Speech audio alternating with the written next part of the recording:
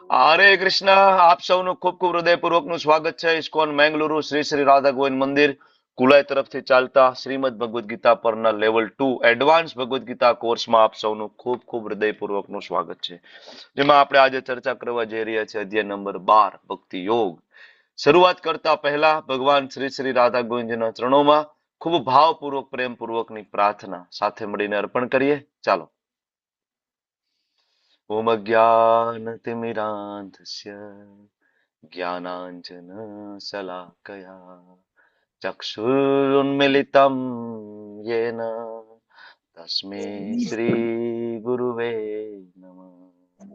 શ્રી ચૈતન્ય મનોભીષ્ટમ સ્થાપિતમ येन ભૂતલે સ્વયં રૂપ કદા મહ્યમ દદાતિ સ્વપદાંતિકમ. વંદેહમ શ્રીગુરો શ્રીયુતાપદકમલમ શ્રીગુરુન વૈષ્ણવાંશ્ચ શ્રીરૂપમ સાગરજાતમ સહગણ રઘુનાથાન્વિતમ તમ સજીવમ સાદ્વૈતમ સાવધૂતમ પરિજન સહિતમ કૃષ્ણા ચૈતન્ય દેવમ શ્રી રાધા કૃષ્ણ પાદાન સહગણ લલિતા શ્રી વિશાખાન્વિતાંશ. હે કૃષ્ણા કરુણા સિંધો દીનબંધો જગતપતે ગોપેશ ગોપિકા કાંત રાધા કાંત નમસ્તુતે. તપ્ત કાંચન ગૌરાંગી શ્રી રાધે વૃંદાવનેશ્વરી વૃષભાનુ સુતે દેવી પ્रणमामि हरि प्रिये. वाञ्छा कल्पतरुभ्यश्च कृपा सिन्धुभ्य एव च पतितानां पावनेभ्यो वैष्णवेभ्यो नमो नमः. नमो ॐ विष्णुपादाय कृष्णा पृष्ठाय भूतले श्रीमते भक्तिवेदान्त स्वामी इति नामिने. नमस्ते सारस्वते देवे गौरवाणी प्रचारिणे निर्विशेषा शून्यवादी पाश्चात्य देशतारिणे. जय श्री कृष्णा चैतन्य प्रभु नित्यानंद श्री अद्वैत गदाधर श्रीवास आदि गौर भक्त वृंद. हरे हरे कृष्णा हरे कृष्णा हरे कृष्णा कृष्णा कृष्णा कृष्णा कृष्णा हरे कृष्णा हरे हरे हरे हरे हरे हरे राम राम हरे राम राम राम हरे राम हरे. हरे हरे कृष्णा. हरे हरे हरे कृष्ण हरे प्रभु जी दंडवत कृष्णा प्रभु प्रणाम। दंडवत प्रणाम। हरे कृष्ण प्रभु जी। हरे कृष्णा एवरीवन. બધા જ માતાજીઓ પ્રભુજીઓ हरे વેલકમ. कृष्ण प्रभु અમરીશનાથ जी। કૃષ્ણ પ્રભુ हरे હરિપ્રિયા कृष्ण માતાજી હરે हरे કૃષ્ણ कृष्णा प्रभु जी दंडवत प्रणाम। બાપુ हरे વેલકમ. कृष्ण प्रभु હરે जी। કૃષ્ણ હરે કૃષ્ણ. કૃષ્ણધામ પ્રભુ આશા માતાજી નિધિ માતાજી કૌશલ માતાજી હર્ષા પ્રજાપતિ માતાજી પુષ્પા વૈષ્ણવ માતાજી યશોધરા માતાજી સવિતા માતાજી હરે કૃષ્ણ. Welcome welcome. આપનું ખૂબ ખૂબ હૃદયપૂર્વકનું સ્વાગત છે. કાજલ માતાજી વેલકમ. સોનમ કસ્તુરિયા માતાજી શરદ પ્રભુ हरे વેલકમ. कृष्णा प्रभु जी हरे હરે कृष्णा। કૃષ્ણ. ડોક્ટર हरे ભદ્રેશ कृष्ण પ્રભુજી प्रभु जी सादर प्रणाम। વેલકમ. હરે કૃષ્ણ હરે કૃષ્ણ. લતા માતાજી રેખા ચૌહાણ हरे માતાજી कृष्ण प्रभु जी। હરે કૃષ્ણ માતાજી हरे વેલકમ कृष्ण प्रभु जी। Welcome welcome welcome. Hare Krishna. બધાનું ખૂબ ખૂબ સ્વાગત છે. તો આજના એકાદશીના પાવન પવિત્ર દિવસ ઉપર તમારું બધાનું ખૂબ ખૂબ હૃદયપૂર્વકનું સ્વાગત છે ભગવદ્ ગીતાની આ ચર્ચામાં. યોગેશ પ્રભુ વેલકમ. જયેશ પ્રભુ હરે કૃષ્ણ હરે કૃષ્ણ. મુકેશ કૃષ્ણ પ્રભુ મકવાણા હરે પ્રભુ કૃષ્ણ પ્રભુજી. જયેશ પ્રભુજી વેલકમ. તો આજનો અધ્યાય ભક્તિ યોગ તરફ જવા માટે આજનો દિવસ બહુ મહત્વનો છે. કેટલા લોકો એકાદશી ના વ્રત કર્યા આજે? Raise your hand, come on. આમ તો મોટા ભાગના કર્યા છે. મારે પૂછવું એવું જોઈતું હતું કેટલા લોકોએ નથી કર્યા, તો એટલા જ ઇન્ટરેસ્ટ ખાલી જોવાના રહેત આપણે. ઓકે, 35. બાકીના બધા નથી કર્યા એકાદશીના વ્રત. ઓકે, કર્યું છે પ્રભુજી.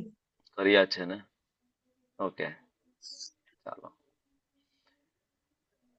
આજના દિવસે સેલ લાગે ભક્તિનો, બરાબર. બાકીના બધા દિવસો અને આજના દિવસ એમાં ખૂબ તફાવત છે. દરેક એકાદશીનું મહાત્મય સ્વયં ભગવાન શ્રી કૃષ્ણ યુધિષ્ઠિર મહારાજને કહી રહ્યા છે. બહુ ઇમ્પોર્ટન્ટ દિવસ છે. રોજ માળા કરવી અને આજે માળા કરવી એમાં ફરક છે થોડોક. રોજ મંગલ દર્શન કરવા ભગવાનના, આજના દિવસે આજે મોર મર્સીફુલ. શું કામ? કારણ કે આજના દિવસે આખા બ્રહ્માંડની અંદર, ખાલી પૃથ્વી ઉપર નહીં, આખા બ્રહ્માંડની અંદર, ઉપર સત્યલોક થી લઈને નીચેના લોક સુધી જ્યાં પણ ભગવાનના ભક્તો વસે છે, એ બધાએ આજના દિવસે એકાદશીના વ્રત કર્યા છે. બધાએ એકાદશીના ઉપવાસ આજે કર્યા છે. અને એના કારણે એને આજે જે જપ કર્યા છે, આખો દિવસ માળા કરી છે, શાસ્ત્રનું આજે જે પઠન પાઠન થયું છે, તો એ જે શબ્દ ધ્વનિ, શબ્દ બ્રહ્મ આજ આખો દિવસ એન્વાયરમેન્ટમાં હોય છે, બરાબર. એટલે આજના દિવસે જ્યારે સાધના કરવામાં આવે એ સાધનાનું અનેક ગણું ફળ પ્રાપ્ત થાય છે. વધારે ફોકસથી આજના દિવસે સાધના કરી શકાય છે, બરાબર. એટલા માટે આજનો દિવસ ખૂબ મહત્વનો છે, બરાબર. હવે આવતીકાલે સવારે પારણા નો એક ફિક્સ સમય હોય છે. જે લોકો એકાદશીના વ્રત કર્યા છે, જે લોકોએ નિર્જલા કર્યા હોય, તો ભગવાનનું ચરણામૃત લઈ, બરાબર, અને પછી ભગવાનને લગાડેલો ભોગ પ્રસાદ લઈ અને પોતાના પારણા કરી શકશે, બરાબર. પારણાનો સમય તમારા ગ્રુપમાં આવી જશે. તો યોગ્ય સમયે એ અંતરાલની વચ્ચે પારણા થવા બહુ જરૂરી છે, બરાબર. તો આજનો અધ્યાય ભક્તિ યોગ. કોણ આપી શકે આપણને ભક્તિ? ભગવાન શ્રી કૃષ્ણચંદ્ર તો આવ્યા દ્વાપર યુગમાં ને આપણને કહ્યું ભાઈ સર્વધર્માન પરિત્યજ્ય મામ એકમ શરણમ વ્રજ. પણ આપણે એવું કર્યું નહીં. આપણે ભગવાનના શરણે ગયા નહીં, અને આપણે તો ઉલટાના નવા નવા મત પથ અને સંપ્રદાયો બનાવી નાખ્યા. ભગવાનના શરણે ના ગયા. તો ભગવાન શ્રી કૃષ્ણ પોતે વિચારે છે કે ભગવદ્ ગીતા આપી, ભક્તોને મોકલ્યા, બરાબર. મહાન સંતો આવ્યા, રામાનુજાચાર્ય આવ્યા, મધ્વાચાર્ય આવ્યા, આ બધા સંતો આવ્યા અને આપણને ભક્તિ માર્ગ શીખવવાની કોશિશ કરી. નરસિંહ મહેતા આવ્યા, બરાબર. પણ આપણે જીવનમાં ઉતાર્યું નહીં. ત્યારે ભગવાન સ્વયં વિચારે છે તો હવે મારે ભક્તિની પ્રેક્ટિકલ ટિપ્સ આપવા માટે મારે ભક્ત બનીને જવું પડશે. ત્યારે ભગવાન શ્રી કૃષ્ણચંદ, બરાબર, આજથી 500 વર્ષ પહેલા બંગાળ, આજનું બંગાળ, ત્યાં પ્રગટ થાય છે ભગવાન શ્રી ચૈતન્ય મહાપ્રભુ, કૃષ્ણ ચૈતન્ય મહાપ્રભુ તરીકે, બરાબર. ભગવાન શ્રી કૃષ્ણ ચૈતન્ય મહાપ્રભુ એ બીજું કોઈ નથી, શ્રીમતી રાધા રાણી અને કૃષ્ણ એનું કમ્બાઇન ઇન્કાર્નેશન છે, એનો અવતાર છે. ભગવાનનો એક અવતાર છે જે ગુપ્ત અવતાર છે, જેને પ્રચ્છન્ન અવતાર તરીકે વર્ણન છે. ભાગવતમની અંદર આગાહી કરવામાં આવેલી હતી. આગાહી પ્રમાણે ભગવાન પ્રગટ થયા. ભવિષ્ય પુરાણમાં ઉલ્લેખ છે. અને ભક્તમાલ ગ્રંથ, બરાબર, નાભાજી મહારાજ કૃત ભક્તમાલ ગ્રંથ છે, એમાં પણ ભગવાન ચૈતન્ય મહાપ્રભુનો ભગવાન તરીકે ઉલ્લેખ થયો છે, બરાબર. તો એવા ભગવાન ચૈતન્ય મહાપ્રભુ આજથી 500 વર્ષ પહેલા આવ્યા અને આપણને શીખડાવ્યું ભક્તિ કેવી રીતના કરવી જોઈએ. કળિયુગની અંદર શરૂઆતના જે 10,000 વર્ષ એ ગોલ્ડન એજ, ગોલ્ડન કલી તરીકે ઓળખાય છે. અને આ સમય દરમિયાન ભગવાનને પ્રાપ્ત કરવા ભગવત ધામ જવું ખૂબ સરળ છે, બરાબર. ભગવાને આપણને આપ્યું, 2 હાથ ઊંચા કરો અને હરે કૃષ્ણ કૃષ્ણ કૃષ્ણ હરે હરે, હરે રામ રામ રામ હરે હરે. બસ આ મહામંત્રનો આશ્રય લો, જપ કરો, પ્રસાદ ખાઓ અને કીર્તન કરો, ભગવાનના નામનું કીર્તન. બસ આટલું સરળ શરૂઆતના 10,000 વર્ષોની અંદર એકદમ ભક્તિ એટલે બહુ સરળ કરીને આપણને આપ્યું છે. અને હવે જો આપણે આટલું સરળ પદ્ધતિને જો આપણે અપનાવશું નહીં, 16 માળા, 4 નિયમનું પાલન, પ્રસાદ ખાવો ભગવાનનો, આટલું સરળ પદ્ધતિને જો આપણે જીવનમાં પ્રેક્ટિકલી નહીં ઉતારીએ તો આપણો ઉદ્ધાર થવો ઓલમોસ્ટ અશક્ય છે હવે, બરાબર. ને આપણને નીચલી યોનિમાં જવામાંથી હવે કોઈ રોકી શકશે નહીં. કારણ કે મોસ્ટ ડિસ્કાઉન્ટેડ તમે જો તો આ જે ચતુર્યુગી જે અત્યારે ચાલી રહી છે, આ જ ચતુર્યુગીની અંદર કૃષ્ણચંદ્ર આવે છે અને ભગવાન ચૈતન્ય મહાપ્રભુ આવે છે. બ્રહ્માજીના આખા દિવસમાં 432 કરોડ વર્ષ છે, 432 કરોડ વર્ષ છે. એમાં માત્ર આ જ ચતુર્યુગીની અંદર કૃષ્ણચંદ્ર આવે છે. બરાબર. આના પછીના દ્વાપરમાં કૃષ્ણ નહીં આવે, એના પછીના દ્વાપરમાં કૃષ્ણ નહીં આવે, આની પહેલાના દ્વાપરમાં પણ કૃષ્ણ નહોતા આવ્યા. આ જ દ્વાપરમાં કૃષ્ણ આવ્યા અને કલયુગમાં ચૈતન્ય મહાપ્રભુ આવ્યા. હવે પછી બ્રહ્માજીની જયારે રાત પડી જશે, જ્યારે મિની પ્રલય થઈ જશે, બીજે દિવસે 432 કરોડ વર્ષ પૂરા થઈને સવારમાં બ્રહ્માજી જયારે ઉઠશે, બરાબર, ફરીથી આપણને બધાને અલગ અલગ લોકની અંદર સ્થાનાંતરિત કરવામાં આવશે કર્મ પ્રમાણે. અને ઘણા કરોડો વર્ષો પછી બ્રહ્માજીનો જયારે બપોરનો સમય આવશે, ત્યારે ફરીથી એ ચતુર્યુગી આવશે, ત્યારે પાછા કૃષ્ણચંદ્ર આવશે અને પાછા ચૈતન્ય મહાપ્રભુ આવશે. તો આ હરે કૃષ્ણ મહામંત્રનો આશરો લઈને જો આ વખતે આપણે ભક્તિ ના કરી અને ભગવત ધામ જો આપણે ના ગયા, તો આપણે કરોડો વર્ષની વેઇટ કરવી પડશે અને એક મિની પ્રલયને પણ સહન કરવો પડશે. વચ્ચે આપણે એક મિની પ્રલયને સહન કરવો પડશે અને કરોડો વર્ષ રાહ જોવી પડશે. પછી ફરીથી આ ઓપોર્ચ્યુનિટી આપણને મળશે અને એ વર્ષો અંતર્ગત આપણે કેટલી વખત ગરોળી, કાચબો, કૂતરો, ભૂંડ, બરાબર, આવી નીચલી યોનિઓમાં આપણે ફરવું પડશે.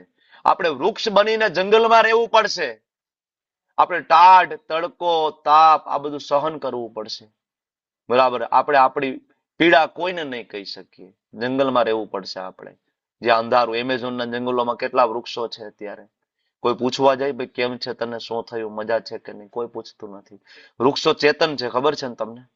વૃક્ષોની પોતાની ફિલિંગ પણ હોય છે. વૃક્ષો પોતે ચેતન છે. ચેતન ન હોત તો વધે જ કેવી રીતના?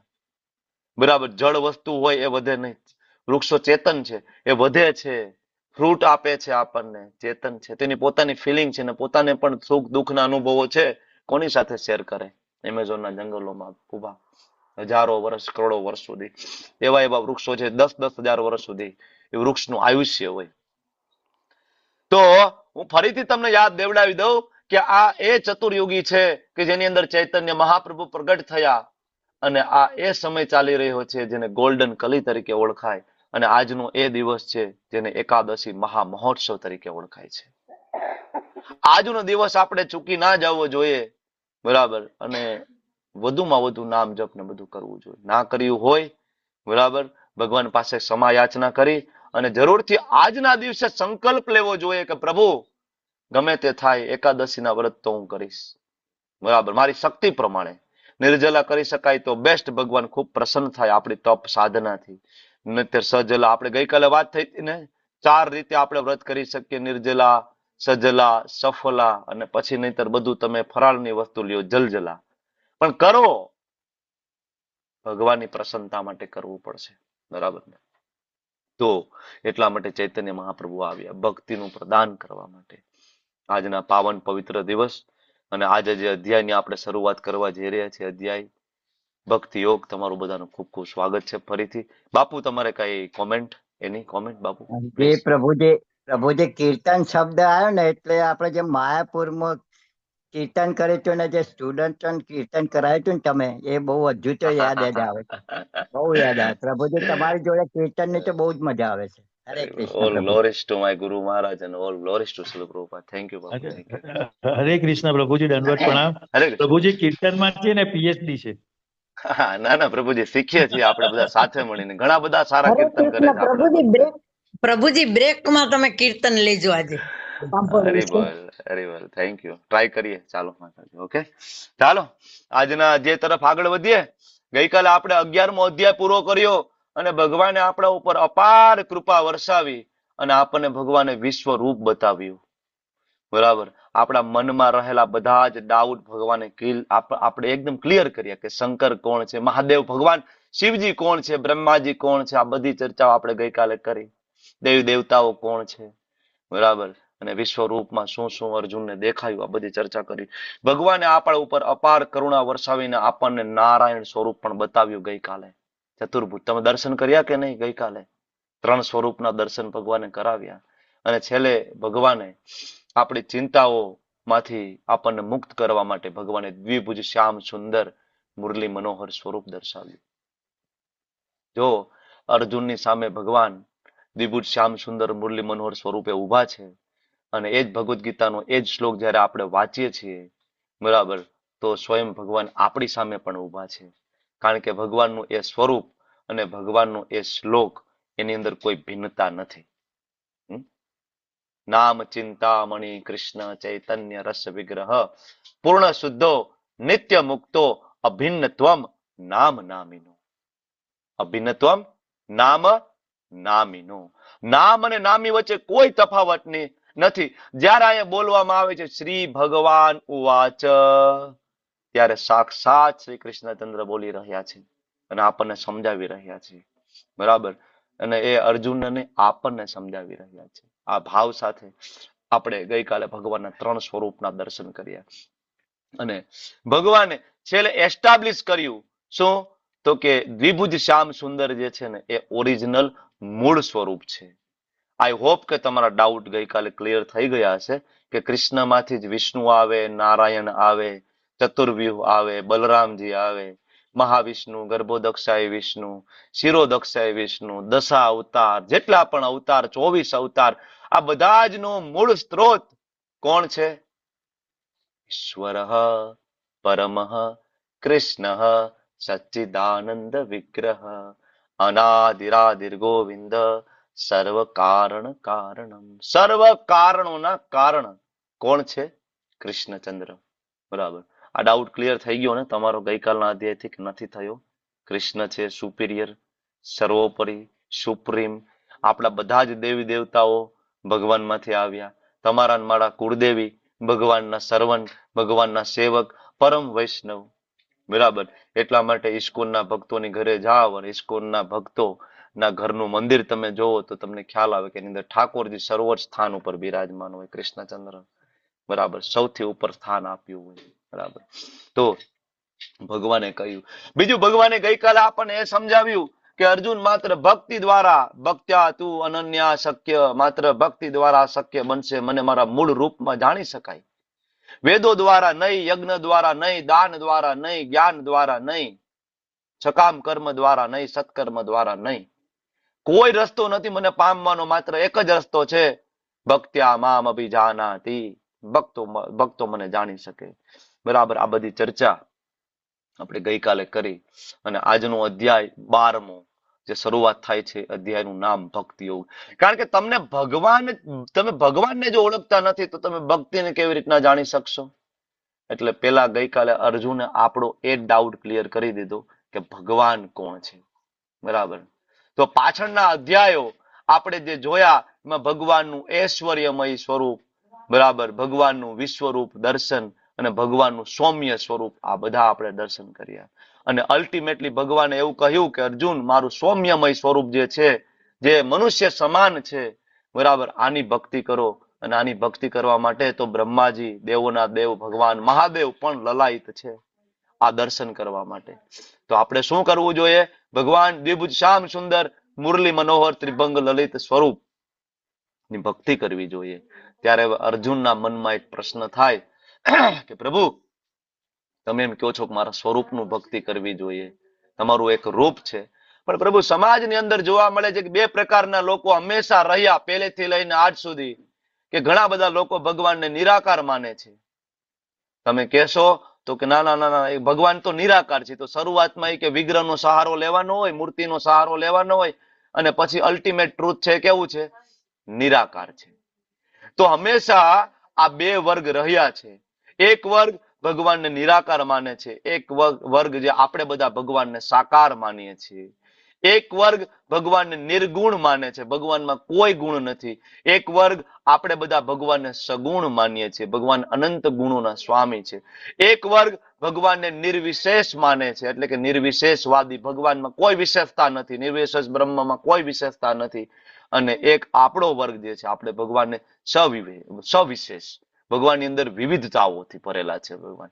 તો આ હંમેશા આ 2 વર્ગની અંદર, બરાબર, હંમેશા શાસ્ત્રાર્થ ચાલ્યો આવે છે.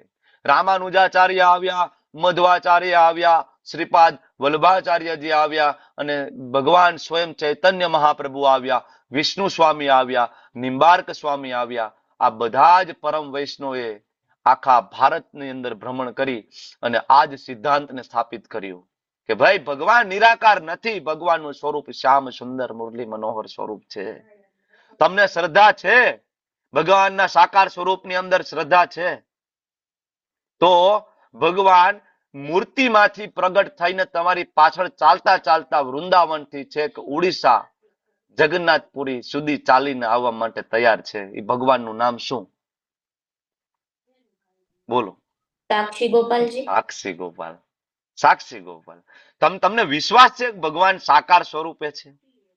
તમને વિશ્વાસ છે તો ભગવાન તમારી સાથે ચાલવા માટે તૈયાર છે. સાઉથના એક બ્રાહ્મણ બરાબર યાત્રા કરવા માટે નીકળ્યા અને એ જ ગામનો એક બ્રાહ્મણનો એક નાનો દીકરો બરાબર એમને સાથે લીધો અને એ દીકરો બ્રાહ્મણની રસ્તામાં ખૂબ સેવા કરે, ખૂબ સેવા કરે, ખૂબ સેવા કરે અને જ્યાં પણ જરૂર પડે ત્યાં એમને મદદ કરે. ખાવા પીવાની વ્યવસ્થા, રહેવા જમવાની સુવાની બધી વ્યવસ્થા કરતા કરતા એ બંને એક વૃદ્ધ બ્રાહ્મણ અને એક નાનો બ્રાહ્મણનો દીકરો એ બંને પહોંચતા યાત્રા કરતા કરતા કરતા કરતા ઉડીસાથી છેક વૃંદાવન પહોંચે બરાબર અને વૃંદાવનમાં યમુનાજીમાં સ્નાન કરે, ભગવાનના અલગ અલગ મંદિરોના દર્શન કરે અને ત્યારે એ બ્રાહ્મણ છે એ નાના બ્રાહ્મણ જે યુવાન બ્રાહ્મણ હતો યુવાન ઉપર ખૂબ પ્રસન્ન થાય અને કહે છે કે તે મારી ખૂબ સેવા કરી છે, મારા દીકરા કરતા પણ તું વિશેષ મારી સેવા કરી છે, આજ હું તારા ઉપર ખૂબ પ્રસન્ન છું તો હું તને મારી દીકરી વળાવવા માંગુ છું. બરાબર ત્યારે યુવાન બ્રાહ્મણ એમ કે છે પણ તમારે બીજાની પરમિશન લેવી પડે, તમારી પત્નીની પરમિશન લેવી પડશે, તમારા બીજા દીકરાઓની પરમિશન લેવી પડે, મારે કોઈની પરમિશન નથી લેવી, હું તારા ઉપર ખૂબ પ્રસન્ન છું અને હું તને મારી દીકરી વળાવવા માંગુ છું. બરાબર બ્રાહ્મણે વચન આપ્યું અને ત્યારે યુવાન બ્રાહ્મણ એમ કે છે કે એક કામ કરો, આપણે અત્યારે ઊભા છીએ ભગવાનના મંદિરમાં, ગોપાલના મંદિરમાં, તો ગોપાલની સાક્ષીએ તમે વચન આપો. કારણ કે યુવાન બ્રાહ્મણ વચન એટલા માટે માંગતો હતો કે ભવિષ્યમાં આ વચન જો તૂટી જાય તો આ બ્રાહ્મણને એ વચન તોડવાનું પાપ લાગશે. બરાબર અને બીજું વચન પ્રૂવ કરવું હોય તો કોઈક સાક્ષી તો જોઈએ ને, તો એ કે ગોપાલની સાક્ષીએ તમે કયો, જો આ આપણી વચ્ચે ગોપાલ છે અને તમે ગોપાલની સાક્ષીએ મને વચન આપો કે ફરીથી આપણે બંને ઉડીસા પહોંચશું ત્યારે તમે તમારું વચન પૂરું કરશો. બ્રાહ્મણ કે હા ગોપાલની સાક્ષી, હે ગોપાલ તમારી સાક્ષીએ હું મારી દીકરી આ યુવાન બ્રાહ્મણને વળાવીશ, એને મારી ખૂબ સેવા કરી છે. આ બ્રહ્મ વાક્ય બ્રાહ્મણ બોલી રહ્યો છે. બરાબર ને પછી યાત્રા સુખ સંપન્ન રીતના પૂર્ણ કરી અને બંને બ્રાહ્મણ અને યુવાન ફરીથી ઉડીસા પહોંચ્યા. બરાબર અને ત્યાં ઓડિશાની અંદર એમના ગામમાં પહોંચ્યા. યુવાન બ્રાહ્મણ પોતાના કામમાં, વૃદ્ધ બ્રાહ્મણ પોતાના ઘરે અને પછી ઓલા યુવાન બ્રાહ્મણને યાદ આવ્યું બરાબર કે ભાઈ આમને મને વચન આપ્યું છે. વૃદ્ધ બ્રાહ્મણને પણ યાદ આવ્યું કે મેં વચન આપ્યું છે મારી નાની જે દીકરી છે એને પરણાવીશ. ઘરે આવીને વાત કરી બરાબર ને દીકરાઓને વાત કરી તો દીકરાઓ ગુસ્સે થઈ ગયા, તમને કોને કીધું આવું વચન આપવાનું? તો નિર્ધન બ્રાહ્મણ છે, એ તો નિર્ધન છે, એને મારી બેન કેવી રીતના આપી શકું? મારી ફૂલ જેવી દીકરી, ફૂલ જેવી મારી બેન હું નહીં આપું. ઘરની અંદર વાત થઈ, પત્ની સાથે વાત થઈ, કોઈ સહમત ના થયું. બરાબર થોડા દિવસ થયા ઓલો યુવાન બ્રાહ્મણ આવ્યો બરાબર વૃદ્ધ બ્રાહ્મણના ઘરે કે ભાઈ હે બ્રહ્મદેવ તમારું વચન પૂરો કરવાનો સમય થઈ ગયો, તમે મને વચન આપ્યું છે કે તમારી દીકરી મારી સાથે વળાવશો. બરાબર ત્યારે બ્રાહ્મણ બિચારો શું કરે, ઘરના કોઈ સભ્ય માનવા માટે તૈયાર નથી. વૃદ્ધ બ્રાહ્મણ છે એ કહે છે કે આવું મેં કોઈ વચન નથી આપ્યું, મને આવું કોઈ વચન યાદ નથી, મારી વૃદ્ધાવસ્થાના કારણે મને આવું કોઈ વચન યાદ નથી. ત્યારે યુવાન બ્રાહ્મણ એને ખૂબ મનાવવાની કોશિશ કરે છે અને એનો દીકરો એને હળધૂત કરીને કાઢી નાખે છે નાના બ્રાહ્મણને, યુવાનને કે જવા દે ભાઈ, બરાબર તારું સ્ટેટસ જો, અમારું સ્ટેટસ જો, નિર્ધન બ્રાહ્મણ મારી બેન તારી સાથે કેવી રીતના વળાવીએ, તારી પાસે કોઈ સાક્ષી છે? ત્યારે ઓલો યુવાન બ્રાહ્મણ એમ કે છે કે સાક્ષી તો છે મારી પાસે, બરાબર ભગવાન સાક્ષી છે, કોઈ માનતું નથી. બરાબર અને યુવાન ત્યાંથી જતો રહે છે. હવે યુવાનને ચિંતા થાય છે કે આ બ્રાહ્મણે વચન આપ્યું, ભગવાનની સાક્ષીએ વચન આપ્યું, આ વચન પૂરું નહીં કરે તો વચનનો પાપનો ભોગ એને બનવું પડશે ને ફરીથી જન્મ લેવો પડશે અને મુક્ત નહીં થઈ શકે. બરાબર એની ચિંતાના કારણે એ યુવાન એસેમ્બલી એટલે કે જે સરપંચ જે મંડળ હોય એની પાસે જાય છે કે ભાઈ આ બ્રાહ્મણ દેવતાએ મને વચન આપ્યું હતું કે હું એની બરાબર એની દીકરી સાથે પરણું, પણ હવે બ્રાહ્મણ ફરી ગયા છે. એસેમ્બલી બેસાડે છે, બધા મંત્રીઓ સરપંચ આ બધા આવે છે ને ઓલા બંને બ્રાહ્મણને ભેગા કરે છે, બ્રાહ્મણને પૂછે છે કે તમે વચન આપ્યું હતું? તો કે એવું કોઈ વચન આપ્યું નથી. ત્યારે યુવાન બ્રાહ્મણ કે છે કે નહીં, તમે ભગવાનની સાક્ષી આ વચન આપ્યું છે, ગોપાલની સાક્ષી આપ્યું છે. બરાબર. તો ઓલા બ્રાહ્મણનો દીકરો કે ગોપાલની સાક્ષી વચન આપ્યું હોય તો ગોપાલને બોલાવતું. ગોપાલ આવીને હા પાડે કે હા તો અમે માનીએ. બરાબર. ત્યારે સરપંચ ને બધા કે છે કે ભાઈ વાત તો સાચી છે ભાઈ, કારણ કે એક મૂર્તિની સામે વચન લેવામાં આવ્યું છે. બરાબર. તો હવે એ તો કેવી રીતના માન્ય રાખીએ, મૂર્તિ થોડી બોલે. બરાબર. યુવાન વૃંદાવન જાય છે ફરીથી, ગોપાલના મંદિરે ફરીથી જાય ભગવાનની સામે દંડવત પ્રણામ કરીને પ્રાર્થના કરે છે કે પ્રભુ, તમારી સામે વચન લીધું હતું ને, આજ તમારો બરાબર ભક્તિની કસોટી અને બ્રાહ્મણને બરાબર એમનું જે વચન, જે પાપનું બરાબર જે એનું જે પાપ લાગશે એમાંથી બચાવવાનો સમય આવી ગયો છે, તમે આવો. બરાબર. ભગવાન કે છે કે મેં વચન આપ્યું તો એ વાત સાચી છે, બરાબર, પણ હું તો મૂર્તિ છું, હું કેવી રીતના ચાલીને આવી શકું? ત્યારે યુવાન બ્રાહ્મણ કે છે કે મૂર્તિ છો ને તમે બોલી શકો, તમે ચાલી પણ શકો. તમે મૂર્તિ છો ને, તમે બોલી શકો છો, તમે મારી વાત સાંભળી શકો છો, તમે મારી વાતનો જવાબ આપી શકો છો, તો તમે ચાલી પણ શકો, એમાં કોઈ શંકાને સ્થાન નથી, ચાલો. બરાબર. સાક્ષી ગોપાલને કે છે કે ચાલો.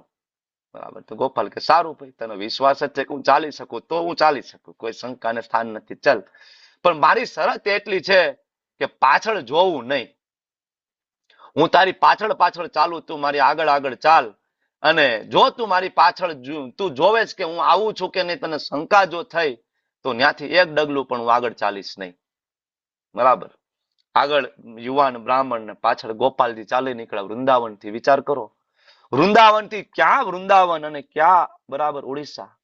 ચાલતા ચાલતા ભગવાન અને ભક્ત આગળ બરાબર કેટલા દિવસો વીતે, ધીમે ધીમે ધીમે ધીમે ધીમે ઓડિશા આગળ પહોંચ્યા. ગામની નજીક પહોંચ્યા તો નદી અને રેતીમાં ચાલવાનું થયું. બરાબર. અને ભગવાનના પગનો અવાજ આવતો બંધ થઈ ગયો. બ્રાહ્મણને શંકા ગઈ કે ભગવાન મને છેતરી તો નથી રહ્યા અને અહીંથી પાછા તો નથી વહી ગયા ને? બરાબર. એકદમ નજીક ગામ આવી ગયું હતું. બ્રાહ્મણને એમ થયું કે આ મને છેતરી તો નથી રહ્યા અને મને છોડીને પાછા નથી વહી ગયા ને વૃંદાવન. એમ કરીને પાછળ જોવે છે. ભગવાન કે કીધું તું ને તને, પાછળ વળીને જોતો નહીં, બાકી હું ત્યાં જ રોકાઈ જઈશ. તો હવે શું કરવું? પ્રભુ અહીંયા છેક આવી ગયા અને ખૂબ રડવા લાગ્યો યુવાન. પ્રભુ અહીંયા છેક આવી ગયા, તમે મારી સાક્ષી પૂરો તમે. ભગવાન કે કાંઈ વાંધો નહીં, બધાને લઈને આવતું અહીંયા, હું સાક્ષી પૂરીશ. સાક્ષી ગોપાલજી ત્યાં સ્થિર થઈ ગયા વિગ્રહ સ્વરૂપે. અને યુવાન ગયો અને સરપંચ, મંત્રી, એસેમ્બલીઝ, ઓલા મોટા બ્રાહ્મણ, એના દીકરા દીકરી, આખા ગામને બધાને લઈને આવ્યો કે ભગવાન મારી સાથે આવ્યા છે સાક્ષાત. બરાબર. આખું ગામ ભેગું થઈ ગયું. મૂર્તિમાંથી ફરીથી ભગવાન પ્રગટ થઈ ગયા ગોપાલજી. અને ગોપાલજીએ સાક્ષી પૂરી કે ભાઈ હા, વચન આપ્યું છે ભાઈ તમારા પિતાજીએ, લગ્ન તો કરવા જોઈએ. ભગવાન સાક્ષાત બોલી રહ્યા છે. આજે પણ તમે ક્યારેક જગન્નાથપુરી જાઓ તો જગન્નાથપુરીથી નજીકમાં સાક્ષી ગોપાલજીનું આજે મંદિર છે. સાક્ષી ગોપાલજીનું શું શ્રદ્ધા છે? ભગવાન સાકાર સ્વરૂપે છે. શું રોજ સવારે મંગલા આરતીમાં તમે ટીવી સ્ક્રીનમાં રાધા ગોવિંદજીના દર્શન કરો છો? શું તમને શ્રદ્ધા છે ગોવિંદજી સાક્ષાત છે? None different. ભગવાન વૈકુંઠમાં જે સ્વરૂપમાં બિરાજમાન છે એ જ સ્વરૂપમાં આપણને રોજ સવારમાં દર્શન આપે છે. આપણને વિશ્વાસ હોવો જોઈએ, છે ને? આ એક પ્રસંગ નથી, આવી અઢળક કથાઓ છે. જો કથાઓ ચાલુ કરીએ તો એકે શ્લોક ના લઈ શકાય. અઢળક કથાઓ છે. વૃંદાવનની કથા છે, જગન્નાથપુરીની બંધુ મોહંતીની કથાઓ છે, ઘણી બધી કથાઓ છે. બરાબર. માધવદાસની કથા છે, જે ભગવાન સાક્ષાત આવીને માધવદાસની સેવા કરે છે. So many. વિશ્વાસ છે? અર્જુન પૂછે છે ભગવાનને. એવમ સતત યુક્તા યે ભક્ત્યા સ્વામ પર્યુપાસતે યે ચાપી અક્ષરમ અવ્યક્તમ તેસામ કે યોગ વિત્તમા. કેટલો પ્રેક્ટિકલ પ્રશ્ન પૂછ્યો અર્જુન. પહેલો જ પ્રશ્ન ભગવાનની સામે મૂકી દીધો. પ્રભુ, બે પ્રકારના ઉપાસકો છે. એક તો સતત યુક્તા યે, સતત યુક્ત, તમારી સાથે જોડાયેલા છે. કેવી રીતે? ભક્ત્યા. શું શબ્દ છે? ભક્ત્યા. મતલબ ભક્તિપૂર્વક તમારી સાથે જોડાયેલા છે સતત. અને શું કરી રહ્યા છે? પર્યુપાસતે, ઉપાસતે ઉપાસના, ઉપાસના એટલે પૂજા, ઉપાસના એટલે મંગલા આરતી, ઉપાસના એટલે તુલસી આરતી, ઉપાસના એટલે નરસિંહ આરતી, ઉપાસના એટલે જપ કરવા, ઉપાસના એટલે બુક ડિસ્ટ્રીબ્યુશન કરવું, ઉપાસના એટલે વૈષ્ણવની સેવા કરવી, ઉપાસના એટલે યાત્રામાં જવું, ઉપાસના એટલે ભગવાનનું શ્રૃંગાર કરવું, ઉપાસના એટલે ભગવાન માટે ભોગ બનાવવો. ઉપાસતે સતત લાગેલા છે, એક આવો વર્ગ છે. અને બીજો યે ચ અપી અક્ષરમ અવ્યક્તમ, નિરાકાર. ભગવાનનો કોઈ આકાર નથી, ભગવાન નિરાકાર છે. એ ભગવાન એક આવો એક વર્ગ પણ છે. તો મને કહો તેસામ કે યોગ વિત્તમાં ઉત્તમા કોણ છે પ્રભુ? તમારી સતત ભક્તિ કરે છે એ. ઇસ્કોનના ભક્તોની દિનચર્યા રોજ સવારે 3:30-4 વાગ્યાથી શરૂઆત થઈ જાય. બરાબર, મોડામાં મોડા 4 વાગે ઉઠી સ્નાન કરીને બધા ભક્તો 4:30 વાગ્યાની આસપાસ ગોઠવાઈ જાય. બરાબર, ઘણા બધા એવા ભક્તો છે જેની દિનચર્યા 2:30 વાગ્યાથી શરૂઆત થઈ જાય. વૃંદાવનની અંદર મંગલા આરતી 4:10 ચાલુ થઈ જાય. સંસાર દાવા 4:30 વાગે વિભાવરી વિશેષ ગાવામાં આવે. બરાબર, શ્યામ સુંદરની સામે 4:10 મંગલા આરતી ચાલુ થાય. તમે વિચાર કરો કે પૂજારીને કેટલા વાગે ઉઠવું પડે ભગવાનને ઉઠાડવા માટે? ભગવાન ઉઠે ને તરત ભગવાનને ભોગ પણ આપવો પડે. તો પૂજારી કેટલા વાગે ઉઠે, કેટલા વાગે ભગવાન માટે કુક કરે? બરાબર, તો 2 વાગે ઉઠી જાય. 2 વાગ્યાથી દિનચર્યા શરૂઆત થઈ જાય, સવારના 2 વાગે. આજે આપણા ઇસ્કોન મેંગલુરુની એક ગ્રુપ છે, મલયાલમ ગ્રુપ છે ઇસ્કોન મેંગલુરુનું, મલયાલમ ભાષા. મલયાલમ ભાષાના ભક્તો રોજ સવારમાં 3 વાગે જપ કરવા બેસી જાય. 3 વાગે બધા, એની એક લિંક છે, એમાં એ લોકો 2:30 વાગે ઉઠીને નાઈ ધોઈને બરાબર તિલક કરીને 3 વાગે લિંક ઉપર આવીને બધા જપ કરવા બેસી જાય. 4:30 વાગ્યા સુધીમાં એની ઓલમોસ્ટ 12 માળા કમ્પ્લીટ થઈ જાય. જ્યારે આપણે ઉઠીને મંગલા આરતી પેલા દર્શન કરીએ ને, મલયાલમ ગ્રુપની અંદર ઓલમોસ્ટ 150 લોકોની ત્યારે 12 માળા કમ્પ્લીટ થઈ જાય. અને જેવી મંગલા આરતી કમ્પ્લીટ થાય 5:15, 5:15 થી 5:45 સુધીમાં 16 માળા પૂરી. બરાબર ને? દિનચર્યા શરૂઆત થાય ભક્તોની 2 વાગે, 2:30 વાગે. બરાબર, સવારમાં મંગલા આરતી, તુલસી આરતી, નરસિંહ આરતી, 16 માળા, મિનિમમ 16 માળા. બરાબર, એના પછી ભગવદ્ ગીતાના ક્લાસ, ભાગવતમના ક્લાસ, પ્રચાર કરવા જવો, વૈષ્ણવ સેવા. આખો દિવસ કામ ધંધે જાય, બિઝનેસમાં જાય તો પણ સતત કૃષ્ણ ત્યાં યાદ હોય. જ્યારે પણ સમય મળે. ગઈકાલે પ્રભુજી પૂછતા હતા ને કે પ્રભુજી ઓલું પ્લાસ્ટિકનું કાઉન્ટર લઈને હું જપ કરું તો ચાલે? હું જાઉં છું ત્યાં. નૈનાબા માતાજીના હસબન્ડ ગઈકાલે પૂછતા હતા ને. વૈષ્ણવો ક્યાંય પણ હોય, ટ્રાવેલિંગમાં હોય, જોબ કરતા હોય, સમય મળે તરત બરાબર ખિસ્સામાંથી માળા કાઢી લે, કાઉન્ટર કાઢી લે. કોન્સ્ટન્ટ એનું બાકીનું બધું સાઈડમાં ચાલતું રહે. જોબ કરવું, બિઝનેસ કરવું, પૈસા કમાવા. મેઇન ફોકસ તો કૃષ્ણને કેમ યાદ રાખવા, એના માટે આખો દિવસ. સાંજે ફરીથી આવે સંધ્યા આરતી, ફરીથી ભાગવતમ ભગવદ્ ગીતાના ક્લાસ, પ્રસાદ લેવો. બરાબર, વિચાર કરો, constant, continuous, early morning to late night. તો અર્જુન પૂછે છે સતત યુક્તામ યે, પ્રભુ સતત તમારી ભક્તિમાં લાગેલા છે સવારથી લઈને રાત સુધી. એક આવો વર્ગ છે. અને એક વર્ગ એવો છે જે તમને નિરાકાર માને છે. તો કોણ ઉત્તમ છે? એક વર્ગ આ પ્રકાશ પુંજને માને છે, અને એક વર્ગ જે આપણે બધા આ શ્યામ સુંદરને માનીએ છીએ. કેટલા સુંદર છે ને કૃષ્ણ, સો બ્યુટીફુલ. બરાબર ને? આપણે આમને માનીએ છીએ, આપણે આમને પ્રેમ કરીએ છીએ કૃષ્ણને. બરાબર, તો અર્જુન પ્રશ્ન પૂછે છે ભગવાનને, ભગવાન આ 2 વર્ગ હંમેશા પહેલેથી રહે છે, તો તમે મને કહો. શ્રી પ્રભુપાદજી ભાવાર્થની અંદર બધા જ અધ્યાયનો સાર મૂકે છે. બીજા અધ્યાયના અંતે કીધું ભગવત ધામ જાઓ. બરાબર, 3જા અધ્યાયમાં ભગવાને કીધું મારા માટે કર્મ કરો. 4થા અધ્યાયમાં ભગવાને કીધું જન્મ કર્મ ચમે દિવ્યમ, મને જાણો, ફરીથી તમારો જન્મ નહીં થાય, મારી ભક્તિ કરો. 5મા અધ્યાયમાં છેલ્લા શ્લોકમાં ભગવાને કીધું મારા મિત્ર બની જાઓ, હું જ ભોગતારામ યજ્ઞ તપસા સર્વ લોક મહેશ્વરમ, મને જાણી લો, મને પ્રેમ કરો, મારી પાસે આવી જાઓ. 6ઠા અધ્યાયના છેલ્લા શ્લોકમાં ભગવાને કીધું યોગી નામ અપી સર્વેશા મદગતે અંતરાત્મના, બધા યોગીઓમાં સર્વશ્રેષ્ઠ યોગી મારો ભક્ત છે. 7મા અધ્યાયની અંદર ભગવાને પરમેશ્વરનું જ્ઞાન આપીને આપને કહ્યું કે મારાથી ઉપરનું કોઈ તત્વ નથી, મારી ભક્તિ કરો. 8મા અધ્યાયના છેલ્લા શ્લોકમાં ભગવાને કીધું વેદેશુ યજ્ઞેશુ દાનેશુ તપસુ ચેવ, વેદ દ્વારા ને યજ્ઞ દ્વારા નહીં, મારી ભક્તિ કરો. 9મા અધ્યાયમાં ભગવાને કીધું મન મના ભવ મદભક્તો મધ્યાજી મામ નમસ્કુરુ, મારી ભક્તિ કરો. 10મા અધ્યાયની અંદર ભગવાને વિભૂતિ યોગ આપ્યો અને ભગવાને કહ્યું બરાબર અહમ સર્વસ્ય પ્રભવો મત સર્વમ પ્રવર્તતે. બરાબર આમ હું જ બધાનું સર્જન કરતા બધાથી બરાબર બધું જે કઈ ચલાયમાન છે મારા કારણે. મારી ભક્તિમાં લઈને થઈ જાઓ. 11મા અધ્યાયમાં છેલ્લે 3 સ્વરૂપ બતાવીને છેલ્લે કીધું કે આ મારું ઓરિજિનલ સ્વરૂપ શ્યામ સુંદર ભક્તિ દ્વારા પ્રાપ્ત થાય. તો બધા જ અધ્યાયની અંદર ભગવાન એક જ વસ્તુ સમજાવે છે. શું? ભક્તિ કરો, શ્યામ સુંદરની ભક્તિ કરો. તો હવે પ્રશ્ન પૂછવામાં આવ્યો. કોને પ્રશ્ન પૂછ્યો? અર્જુને. અર્જુન કે ભાઈ કોઈને પૂછવા કરતા ડાયરેક્ટ ભગવાનને પૂછી લઈએ ને, અલ્ટિમેટ ઓથોરિટી. કોઈને પૂછવું નથી, સીધું કૃષ્ણને પૂછી લે, તમે જ કહી દો ને. બરાબર, કારણ કે તમે સ્વયં ભગવાન છો. તમે જ કહી દો કે ભાઈ તમારું સાકાર સ્વરૂપ કે નિરાકાર સ્વરૂપ. ત્યારે ભગવાન કહે છે મય્યાવેશ્ય મનો એમાં, મન મને આપી દે. જેનું મન મૈયા આવેશ્ય, મારામાં આવેશ, મારામાં આસક્ત થયેલું છે, નિત્ય યુક્તા ઉપાસતે.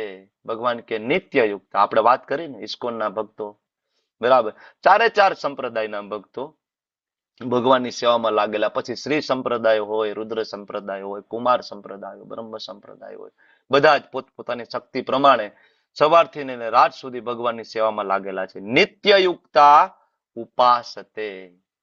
બરાબર. પછી ભગવાન એક શબ્દ એની અંદર ઉમેરે છે. નિત્ય યુક્તા તો કરે છે પણ કેવા?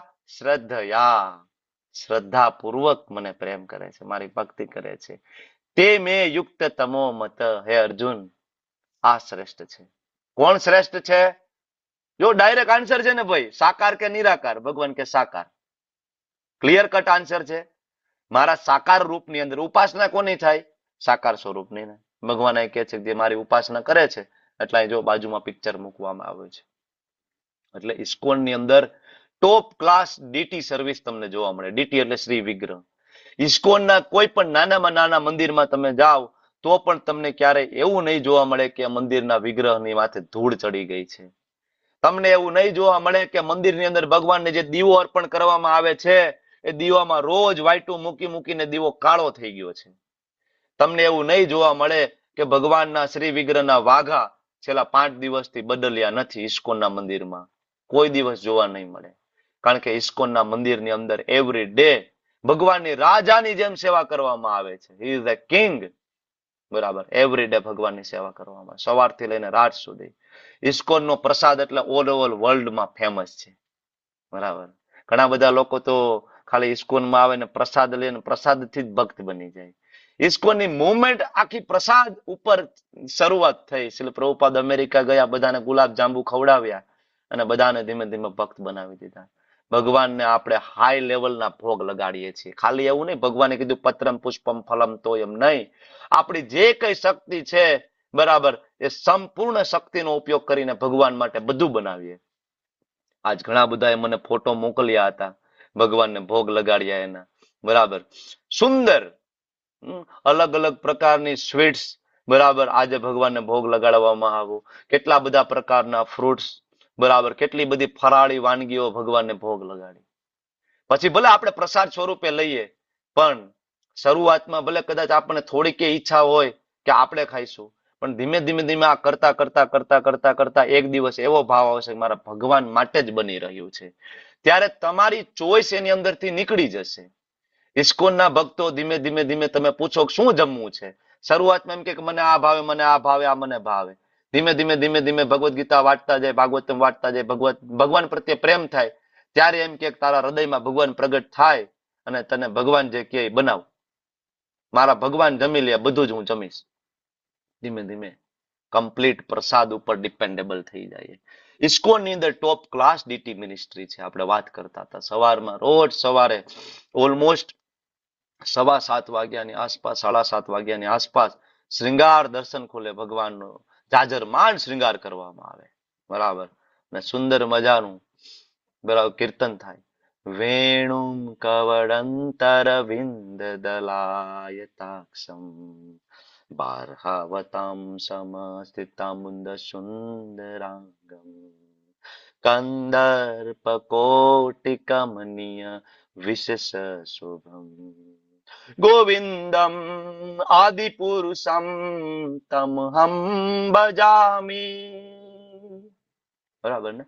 રોજ સવારમાં બ્રહ્માજી દ્વારા ગવાયેલા શ્લોકો, બ્રહ્મ સંહિતાના શ્લોકો ભગવાનની સામે ગાવામાં આવે. ભક્તો ભગવાન એટલો પ્રેમ કરે, બરાબર, કીર્તન કરતા હોય, ઝૂમી ઝૂમીને નૃત્ય કરતા હોય, બરાબર, કારણ કે આપણે ભગવાનને માનીએ છીએ સાકાર. ભગવાન એક વ્યક્તિ છે, ભગવાન એક પરમ વ્યક્તિ છે. ભગવાનને પણ ચેતના છે, ભગવાનને ફિલિંગ્સ છે. શ્રીમદ ભાગવતમ સ્કંદ પેલો ખોલો, બરાબર, તમને ખ્યાલ આવશે કે જયારે ભીષ્મદેવ એનું શરીર છોડી રહ્યા છે અને એ યુધિષ્ઠિર મહારાજ 5 પાંડવોને વાત કરી રહ્યા છે, ત્યારે ભીષ્મદેવ કહે છે, તમને શું લાગે તમારી બાજુમાં ઉભો છે તમારા મામાનો દીકરો છે? તમને છેતરે છે. એ સ્વયં આદિ નારાયણ ભગવાન કૃષ્ણ છે. અને ખૂબ પ્રાર્થના કરે છે કે ભગવાન હવે તમે મને છોડીને ક્યાંય નહીં જતા, મારું શરીર છૂટી જાય ને મારી સામે જ ઉભા રહેજો. ભગવાન એના ભક્તનું, બરાબર, અલ્ટિમેટ ઈચ્છા પૂરી કરવા માટે કૃષ્ણચંદ્ર છેક ત્યાં સુધી. ખાલી કૃષ્ણ નહીં, કૃષ્ણના જેટલા પણ એ સમય અવતારો ઉપસ્થિત હતા એ બધા જ.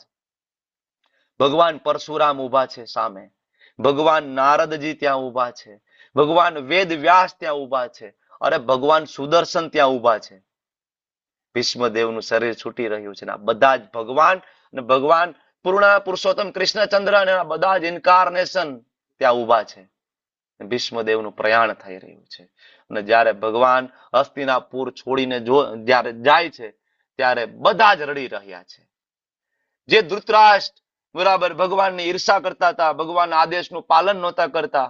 તમે શ્રીમદ ભાગવતમ પહેલો સ્કંદ વાંચો, તમને ખબર પડે કે ભગવાન હસ્તિનાપુર છોડીને જાય છે ત્યારે એ જ ધૃતરાષ્ટ્ર, ગાંધારી, કુંતી મહારાણી થી લઈને 5 પાંડવો થી લઈને યુયુત્સુ, કૃપાચાર્ય બધા બેહોશ થઈ જાય છે. ભગવાન જ્યારે જઈ રહ્યા છે હસ્તિનાપુર છોડીને, બરાબર, એ લોકોથી એ પીડા સહન નથી થતી ને બધા બેહોશ થઈ જાય, ફેન્ટેડ, ફોલ ડાઉન, બધા પડી જાય છે ભગવાનના, બરાબર, જો વિરહ સહન નથી થતું, બરાબર, કારણ કે ભગવાન એક વ્યક્તિ છે, ભગવાન નિરાકાર નથી. લોજિકલી આપણે વિચાર કરીએ, લોજિકલી કેટલી વાર આપણે વાત કરી છે ને, સામાન્ય લોજિક તમે વાપરો કે એક પણ વસ્તુ આ જગતમાં એવી બતાવો કે જે નિરાકારમાંથી આવતી હોય. તમારી આજુબાજુમાં રહેલી એક વસ્તુ તમે મને કહો પ્રભુજી આ નિરાકારમાંથી આવે.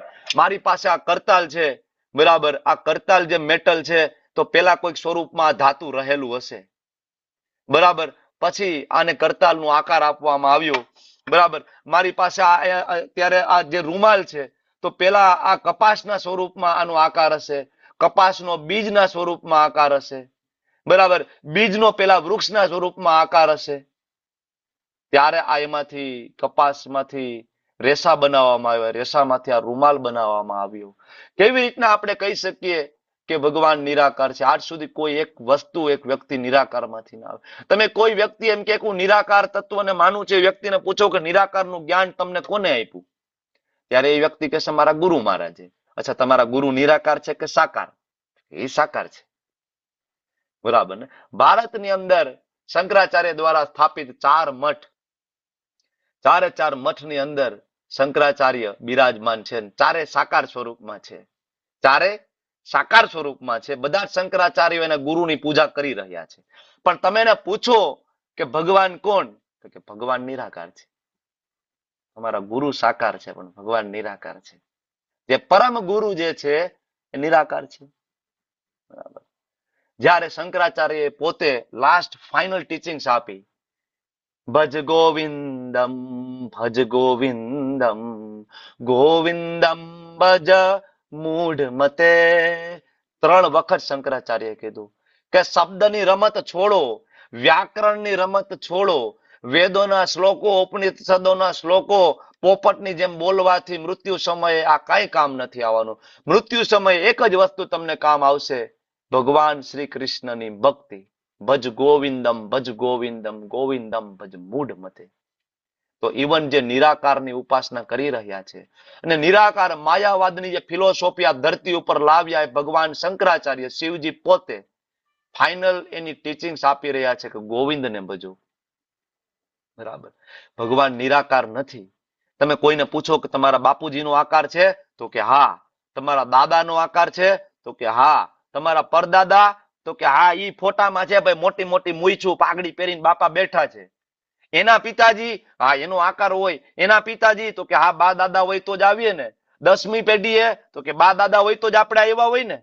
બા દાદા વગર આપણે કેમ અહીંયા બેઠા હોય? એટલે 20મી પેઢીએ, તો કે હોય ભાઈ બા દાદા, અમે જોયા નથી, નામ આવડે જ ભાઈ 20મી પેઢીનું. કેટલા લોકોને એની 20મી પેઢીનું બા દાદાનું નામ આવડે? હાથ ઊંચો કરો ભાઈ, 20મી પેઢીનું બા દાદાનું નામ આવડે છે ભાઈ? 20મી પેઢીનું બા દાદાનું નામ કોઈને આવડે છે? પ્રભુજી 5 પેઢી માન યાદ રહે, બહુમાં બહુ તો કોક ને 7 પેઢી ભેગી થાય. 8મી પેઢી આપણે બાપ દાદાનું નામ નથી આવડતું. બાપુ તમને આવડે છે 20મી પેઢીનું નામ? બોલો. પ્રભુજી નામ તો આવડતું નથી, પણ જે અમારું પાટણ થી જે સિદ્ધરાજ સોલંકી નું થયું ને ત્યાં સુધીનો મારી જોડે ઇતિહાસ છે આખો. ઓકે, મતલબ સિદ્ધરાજસિંહ સોલંકી તમે આવતા હોય, પણ એ સાકાર હતા કે નિરાકાર? સિદ્ધરાજસિંહ સોલંકી સાકાર સાકાર સાકાર પ્રભુજી, સાકાર જ છે, એ તો માનું સાકાર. છું. બરાબર. તો હવે વિચાર કરો, 20મી પેઢીએ બા દાદાનું નામ નથી આવડતું, ઓળખતા નથી, ફોટો નથી, બરાબર, પણ આપણે માનીએ છીએ કે સાકાર સ્વરૂપમાં હતા. 20મી પેઢીએ સાકાર, 50મી પેઢીએ સાકાર, પણ જ્યાંથી ભગવાન આવ્યા, બરાબર, જ્યાંથી આપણે આવ્યા, એ ભગવાન નિરાકાર. અહમ સર્વસ્ય પ્રભો મત સર્વમ પ્રવર્તતે, નિરાકાર. બરાબર. હું જ તમારો અહમ બીજ પ્રદ પિતા. જ્યારે ભગવાન પરમ પિતા જ્યારે આપણને કહે છે કે હું તમારો બધાનો બાપ છું, તો આ બધાય બાપ જે છે, 5મી પેઢી, 7મી પેઢી, 10મી પેઢી, 20મી પેઢી, 50મી પેઢી, આ બધા સાકાર. પણ જે પરમ પિતા જે છે, અહમ બીજ પ્રદ પિતા, એ નિરાકાર. કેવી લોજિક છે ભૈયા? શું કામ? કારણ કે સાકાર માનીએ તો ભક્તિ કરવી પડે, સેવા કરવી પડે, મંગલા આરતીમાં ઉઠવું પડે, શ્રૃંગાર કરવો પડે, ભોગ લગાડવો પડે. નિરાકાર માનો, કામ ખતમ. ભગવાન નિરાકાર છે. જમે ક્યાંથી? ભોગ લગાડવાનો નહીં, સેવા કરવાનો નહીં, શ્રૃંગાર કરવાનો નહીં, મંગલા આરતીમાં ઉઠવાનું નહીં, ગાંજા ફૂકો, બસ મજા કરો. બરાબર. તો એટલા માટે અર્જુને ડાયરેક્ટ ભગવાનને પૂછ્યું, ને ભગવાન તમે કહી દો. ભગવાને બીજા શ્લોકની અંદર ક્લિયર કટ સ્ટેટમેન્ટ આપી દીધું, અર્જુન સાકાર. બરાબર. અચ્છા, તો જે નિરાકાર સ્વરૂપે જે ભગવાનને ભજે છે એનું શું? ત્યારે ભગવાન 3જા અને 4થા શ્લોકમાં કહે છે, યેત્વ અક્ષરમ અનિર્દેશ્યમ અવ્યક્તમ પર્યુપાસતે. હવે ભગવાન અવ્યક્તમ પર્યુપાસતે, ભગવાનને જે નિરાકાર સ્વરૂપે ભજે છે, ભગવાન એક બ્રહ્મ જ્યોતિ છે, ભગવાન એક તેજ છે, ભગવાન એક પ્રકાશ પુંજ છે. તો આવા જે લોકો જે છે, ભગવાન એની વાત કરે છે કે એ લોકો વિભિન્ન ઇન્દ્રિયોને સંયમિત કરીને, સૌ પ્રત્યે સંભાવ રાખીને, પરમ બ્રહ્મ એટલે કે કૃષ્ણ સ્વયં પોતે, એના નિરાકાર પાસું એટલે કે બ્રહ્મ જ્યોતિ તેજ, એ અવ્યક્તની એ પૂર્ણ રીતે પૂજા કરે, ઇન્દ્રિય અનુભૂતિથી આ પરે છે. તમે કેવી રીતના? હું તમને બધાને એમ કહું, અહીંયા કેટલા પાર્ટિસિપન્ટ છે? 139. તમને બધાને કહું કે ભાઈ તમે બધા આંખ બંધ કરી અને તમે નિરાકારનું ચિંતન કરો. આંખ બંધ કરી દો અને હું તમને અડધી મિનિટ આપું, નિરાકારનું ચિંતન કરો. નિરાકાર. તમને પૂછું, તમને શું દેખાણું ભાઈ નિરાકારમાં? શું દેખાણું? યશોધરા માતાજી, આંખ બંધ કરીને નિરાકારનું ચિંતન કરીને શું દેખાય તમને સામે? શું દેખાય? બોલો બોલો, જેવું આવડે એવું બોલો. શું દેખાય તમને સામે? આંખ બંધ કરીને નિરાકારમાં શું દેખાય? શશી માતાજી, તમે તો અનુભવી છો. અંધકાર અંધારું કેતા હોય તો અંધારાનો કલર કાળો છે, અને કલર કાળો છે મતલબ સાકાર થઈ ગયું. હવે મને કયો. પ્રભુજી બધી જ વસ્તુ સાકાર માંથી જ ઉત્પન્ન થયેલી, એવું છે જ નહીં કોઈ કે નિરાકાર હોય. કારણ કે અહીંયા ભગવાન લખ્યું ને ઇન્દ્રિય અનુભૂતિથી પરે, તો તમે આંખ બંધ કરીને કહો છો અંધકાર, તો અંધકારનો કલર કાળો, અને જેનો કલર કાળો છે મતલબ એનો આકાર છે, કારણ કે કલર એનો હોય જેનો આકાર હોય. તો મતલબ તમે નિરાકારનું મેં તમને કીધું હતું, તો તમે તો સાકારનું ચિંતન કરીને આવ્યા ભાઈ. ઉર્વી માતાજી, આંખ બંધ કરો, નિરાકારમાં શું શું શું દેખાણું? શું ભાઈ? કાજલ માતાજી, શું દેખાણું? ધર્મેન્દ્ર દેસાઈ પ્રભુ, શું દેખાણું? શું દેખાણું? કાઈ નથી દેખાતું. અંધારું દેખાય પ્રભુજી. અંધારું દેખાય, પણ અંધારું તો સાકાર છે ભાઈ. કોઈ એમ કે મને પ્રકાશ દેખાય પીળા કલરનો, તો પીળા કલરનો પ્રકાશ તો સાકાર છે ભાઈ. એટલા માટે અહીંયા કહ્યું છે ઇન્દ્રિય અનુભૂતિથી પરે. તમે કોઈ દિવસ એની કલ્પના સુદ્ધા નહીં કરી શકો આ શરીર દ્વારા. હવે હું તમને બધાને કહું કે તમે બધા આંખ બંધ કરી દો, બરાબર, અને હવે તમે ભગવાનના સાકાર સ્વરૂપે ભગવાનનું ચિંતન કરો. તમે જે સ્વરૂપમાં ભગવાનને પ્રેમ કરતા હોય એ સ્વરૂપ વિશે મને કહો. બરાબર, 2 સેકન્ડ પૂરતી આંખ બંધ કરો ખાલી. સાકાર સ્વરૂપનું ચિંતન. હવે મને કહો, નારાયણી સુનયના માતાજી શું દેખાય તમને? આંખ બંધ કર્યું ને કયા સ્વરૂપનું દર્શન થયું? મને કૃષ્ણ ભગવાનનું દેખાય દ્વિજુ સ્વરૂપ. શ્યામ સુંદર, બરાબર ને? મીના ગઢવી માતાજી આંખ બંધ કરીને શું સ્વરૂપ દેખાય? દેખાય કઈ? રેખા માતાજી, શશી માતાજી શું લાગે? બાલ સ્વરૂપ દેખાયું મને તો, બાલ સ્વરૂપ દેખાયું. બાલ સ્વરૂપ. હવે આ જેટલાને પ્રશ્ન પૂછું તો બધાના પ્રશ્નના જવાબ જુદા જુદા હોઈ શકે. કોઈ એમ કે મને વૃંદાવનના ઠાકોરજીના દર્શન થયા, કોઈ મને એમ કે મને દામોદર લીલાના દર્શન થયા, કોઈ એમ કહેશે કે મને દ્વારકાવાળા ઠાકોરજીના દર્શન થયા, કોઈ કહેશે કે ભગવાન ગાયો ચરાવવા ગયા અમને એના દર્શન થયા, કોઈ કહેશે કે અમે રોજ અમારી ઘરે ઠાકોરજી બાલ ગોપાલને ભોગ લગાવી અમને એ ગોપાલના દર્શન થયા, કોઈ કહેશે કે અમે રોજ સવારે રાધા ગોવિંદના દર્શન કરીએ છીએ અમને ગોવિંદ દેખાણા. મતલબ દેખાય છે. નિરાકારમાં કાંઈ દેખાણું નહીં આપણને, પણ સાકારમાં તરત ચિંતન થાય છે. એટલા માટે આ પદ્ધતિ કળિયુગની અંદર પ્રેક્ટિકલ છે. ઇન્દ્રિય અનુભૂતિથી પરે છે. કયું? નિરાકાર. સર્વવ્યાપી છે, અચિંત્ય છે. જો ભગવાને કીધું અચિંત્ય, તમે ચિંતન નહીં કરી શકો, તમે એનું ચિંતન નહીં કરી શકો. હું પ્રશ્ન પૂછું તમે જવાબ નહીં આપી શકો. બરાબર, તમે પૂછજો જે લોકો નિરાકારનું ધ્યાન કરે છે ને પૂછજો તમે નિરાકારનું ધ્યાન કરો છો તમને શું દેખાય છે? એટલે ઈ તમને કહેશે કે અમને એક પ્રકાશ પુંજ દેખાય છે. તો કહેજો પ્રકાશ પુંજ છે એનો આકાર છે. પ્રકાશ પુંજ તમે જુઓ તો એનો તો આકાર છે કે બરાબર, વચ્ચે પ્રકાશ છે, ધીમે ધીમે બરાબર એ કે પ્રકાશ ફેલાય એનો તો આકાર છે, એનો તો કલર છે, એનો તો શેપ છે. તો નિરાકાર કેવી રીતના થઈ ગયું? તમે નિરાકારની ઉપાસના કરો તો નિરાકાર વિશે બોલી નહીં શકે કાંઈ. શું કામ? અચિંત્ય, અપરિવર્તનીય, અચળ, સ્થિર, સર્વના કલ્યાણમાં પુરાવેલ, અંતે મને પ્રાપ્ત કરે છે. તો એવું નથી નિરાકારવાદીઓ ભગવાનને પ્રાપ્ત નથી કરતા, બરાબર, પણ આ બધા ઇન્દ્રિયોને કંટ્રોલ કરશે ધીમે ધીમે ધીમે, નૈતિ, બરાબર. કારણ કે નિરાકારવાદીઓ પાસે કોઈ રસ નથી. જો આપણી પાસે ભોગ લગાડવા માટે ભગવાન છે, આપણને ભગવાનના માતા પિતાનું નામ ખબર છે, ભગવાનની લીલા ખબર છે, ભગવાનનું એડ્રેસ ખબર છે, ભગવાનને શું ભાવે શું નથી ભાવતું બધી ખબર છે. એક કીર્તન છે, ભજ ભક્ત વત્સલ શ્રી ગૌર હરે, ભક્તિનો ઠાકોરજીએ લખેલું. આ કીર્તનની અંદર ભગવાનને બધી જ ભાવતી વાનગીઓનું લિસ્ટ આપવામાં આવ્યું છે. તો આપણી પાસે લિસ્ટ છે કે ભગવાનને શું ભાવે છે, કૃષ્ણને શું ભાવે છે. તો આપણે બધું બનાવીને ભગવાનને ભોગ લગાડીએ છીએ ને, પણ નિરાકારવાદીઓ પાસે તો રસ નથી. તો હવે રસ નથી તો રસની પૂર્તિ કરવા માટે શું કરશે? છેલ્લે સમાજ કલ્યાણમાં આવશે. કારણ કે ઇન્દ્રિયો ક્યાં લગાડે? ભોગ લગાડવાનો નહીં, પ્રસાદ ખાવાનો નહીં. એટલે જો ઇવન ઘણા બધા સાધુ સંન્યાસીઓને તમે કહેશો ડુંગળી લસણ વાળું ખાવ તો કે આમ ખાઈએ છે, ખાતા જ હોય છે લોકો. ડુંગળી લસણ થી લઈને બધું ખાય, નો ખાવાની ઇવન બધી વસ્તુ. કારણ કે નિરાકારની ઉપાસના ખબર જ નથી, ભોગ લગાડવાનો કોઈ કોન્સેપ્ટ કઈ છે જ નહીં. તો આવા જે નિરાકારની ઉપાસના વાળા મોટા ભાગના લોકો એવા હોય છે જે સંસારને ભોગી ના શક્યા અને છેલ્લે નિરાકારને પામી ના શકે. ધોબીનો કૂતરો ઘરનોય નહીં અને ઘાટનોય નહીં. અને આવા લોકો છે એ છેલ્લે સમાજ કલ્યાણના કાર્યમાં પરોવાઈ જાય. તમે એને પૂછો તો કે બ્રહ્મ સત્ય અને જગત મિથ્યા. હવે જગત મિથ્યા છે તો એ જ જગતમાં આવીને પાછો અખાડો તો એને જ ખોઈલો હોય. જગત મિથ્યા છે તો એ જ જગતમાં આવીને અનાથ આશ્રમ અને અન્નક્ષેત્ર પાછું એને જ ખોલ્યું હોય. ભાઈ જગત મિથ્યા છે તો અન્નક્ષેત્ર કોના માટે ખોલ્યું? તમે કહો જગત તો મિથ્યા છે, તમારી ફિલોસોફી પ્રમાણે આ જગત મિથ્યા છે, તો કોને ખવડાવો છો? બરાબર. તો આવા લોકો છેલ્લે સમાજ કલ્યાણમાં પરોવે, કારણ કે રસ નથી ને, કાંઈક તો કરવું પડશે ને. એટલે આવા લોકો છે એ છેલ્લે સમાજ કલ્યાણમાં પરોવાઈ જાય. અદ્વૈતવાદી સોહમ સોહમ તત્વમસી અહમ બ્રહ્માસ્મિ આ કરતા કરતા કરતા કરતા છેલ્લે બરાબર એનું પતન થઈ જાય, પડી જાય. એટલે ભગવાન ફાઇનલ ઓથોરિટી છે. એટલે આપણે ભગવાનને પૂછીએ કે પ્રભુ તમે કહી દો સાકારની ઉપાસના કે નિરાકારની ઉપાસના? ભગવાને આપણને કહ્યું કે સાકાર, અને નિરાકાર એ અચિંત્ય છે. કળિયુગની અંદર તો બિલકુલ પ્રેક્ટિકલ નથી. કળિયુગની અંદર તો ઇવન આગળ જે ક્વોલિટીઝ આપી આ ક્વોલિટી પણ પૂરી ના થાય.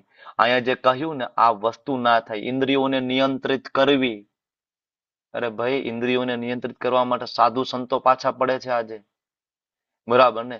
ઇન્દ્રિયોને નિયંત્રિત કરવી તો શું કામ લોકો જુનાગઢમાં બેઠા બેઠા ગાંજા ફૂકી રહ્યા છે? શું કામ ચલમ ચલમ પીવી, ગાંજા પીવા, ભાંગ પીવી, મતલબ તમે તમારી ઇન્દ્રિયોને તૃપ્ત કરો છો. ગાંજા પીવાથી ભગવાન પ્રસન્ન થાય, બરાબર? ભાંગ પીવાથી ભગવાન પ્રસન્ન થાય નહીં. કોણ પ્રસન્ન થાય? તમે. તમે મજા આવે, નશામાં રહીએ. તો તમે આખો સંસાર છોડીને, ઘર પરિવાર બાળકોને છોડીને પણ ઇન્દ્રિયોને નિયંત્રિત ના કરી શક્યા. આ પેલી વસ્તુ પણ પૂરી ના થઈ શકે. આજની ક્યાં વાત કરો છો? વિશ્વામિત્ર જેવા વિશ્વામિત્ર. વિશ્વામિત્ર પ્રભુજી એ જ કહેવાતો. હરિવલ, થેન્ક યુ બાપુ. વિશ્વામિત્ર જેવા વિશ્વામિત્ર પણ ઇન્દ્રિય ઉપર સંયમ ના રાખી શક્યા, બરાબર? બરાબર, ઘનઘોર સમાધિની અંદર હતા, ઘનઘોર સમાધિમાં, અને ખાલી મેનકાજી છન છન છન બંગડીનો અવાજ જ ખાલી સાંભળે છે, ખાલી બંગડી. કાર્યક્રમ પૂરો. ખાલી પ્રભુજી હા, પ્રભુજી એમને 60,000 વર્ષ તપ કર્યું હતું ને. 60,000 વર્ષ, વિચાર કરો. 60,000 વર્ષ આપણી પાસે છે. 60,000 વર્ષ આ બધી માથાકૂટમાં પડવાનું. 60,000 વર્ષે એને સફળતા ના મળી, અને અલ્ટિમેટલી મેનકાજી છન છન છન બંગડી વાગે. અત્યારે બરાબર બંગડી વાગે, છન છન છન, ઘણા બધા પડી જાય, બરાબર. ઘુઘરીયું વાગે, પગની પડી જાય. હમણાં આવતીકાલે તો પડવાનો દિવસ છે, વેલેન્ટાઇન ડે. અત્યારે વેલેન્ટાઇન ડે પછી વેલણ થાય ડે, લગ્ન થાય એટલે વેલણ વારી થાય, પછી વેલણ, બરાબર. તો વિશ્વામિત્ર જેવા વિશ્વામિત્ર પડી ગયા, ના થયું એનાથી. How it is possible by us? આપણાથી કેવી રીતના થશે ભાઈ? ભગવાન એટલા માટે ના પડે કે અત્યારે નહીં થાય ભાઈ. વિચારો પણ નહીં, નિરાકારની ઉપાસના કરવાનું નહીં થાય, કારણ કે એની અંદર બહુ કષ્ટ છે. ભગવાન શું કહે છે? પેલું જે રિક્વાયરમેન્ટ છે પૂરું ના કરી શકો ને, ઇન્દ્રિય તૃપ્તિની કામનાની મુક્તિ, આ પેલું રિક્વાયરમેન્ટ. પછી આગળ ઘણું બધું છે, પછી તપ ચાલુ થાય, સાધના ચાલુ થાય, તો પછીની વાત. પેલી રિક્વાયરમેન્ટ છે કે ઇન્દ્રિયોને સંપૂર્ણપણે સંયમ, બરાબર, ના થઈ શકે, પણ ભગવાનનો ભક્ત કરી શકે. વિશ્વામિત્રથી નહોતું થયું, પણ શિલા હરિદાસ ઠાકોરથી થયું હતું. શાસ્ત્રની અંદર પ્રમાણ છે. શિલા હરિદાસ ઠાકોર મુસ્લિમ, બરાબર, પરિવારમાં જન્મ થયું હોવા છતાં રોજની 192 માળા કરતા હતા. એવરી ડે રોજ 192 માળા. અને જ્યારે વેશ્યા, બરાબર, એને ભોળવવા માટે આવે છે, એને પાડી દેવા માટે આવે છે, 1 દિવસ 2 દિવસ 3 દિવસ, ત્રીજા દિવસે વેશ્યા રડે છે એના પગમાં પડીને કે ભૂલ થઈ ગઈ. આ તો એક ષડયંત્ર કરવામાં આવ્યું હતું, બરાબર. તમારા જ એક, બરાબર, રામચંદ્ર ખાન નામનો એક વ્યક્તિ હતો, ષડયંત્ર કર્યું હતું ભાઈ હરિદાસ ઠાકુરને પાડી દો. ત્રીજા દિવસે વેશ્યા રડે છે, મને ક્ષમા કરી દો, મને દીક્ષા આપો. વેશ્યા પોતેનું માથું મુંડાવી દીક્ષા લઈ અને એ હરિદાસ ઠાકુરની એ જ ઝૂંપડીમાં બેસીને 192 માળા કરે છે. હરિદાસ ઠાકુર એ ઝૂંપડી છોડીને જતા રહે છે. હરિદાસ ઠાકુર રોકાણા 3 દિવસ, એટલા માટે એને ખબર હતી, બરાબર, કે દીકરી મને તો પહેલા દિવસથી જ ખબર હતી તું આવી હતી મારું પતન કરવા માટે, પણ હું 3 દિવસ અહીં રોકાણો એટલા માટે કે મારે તારો ઉદ્ધાર કરવાનો હતો. તો વિશ્વામિત્ર ના કરી શક્યા, હરિદાસ ઠાકુર કરી શક્યા. ભક્તો ઇન્દ્રિયો ઉપર સંયમ લાવી શકે છે. ઘણા બધા કહેવાતા સાધુ સંતો આજે પોતાની જીભ ઉપર કંટ્રોલ નથી રાખી શકતા, અને એવા ન ખાવાના ખાદ્ય પદાર્થો ખાઈ રહ્યા છે. ફલાણા મિશનની વાત કરું છું, આગળને ખાલી જગ્યા તમે પૂરી દેજો.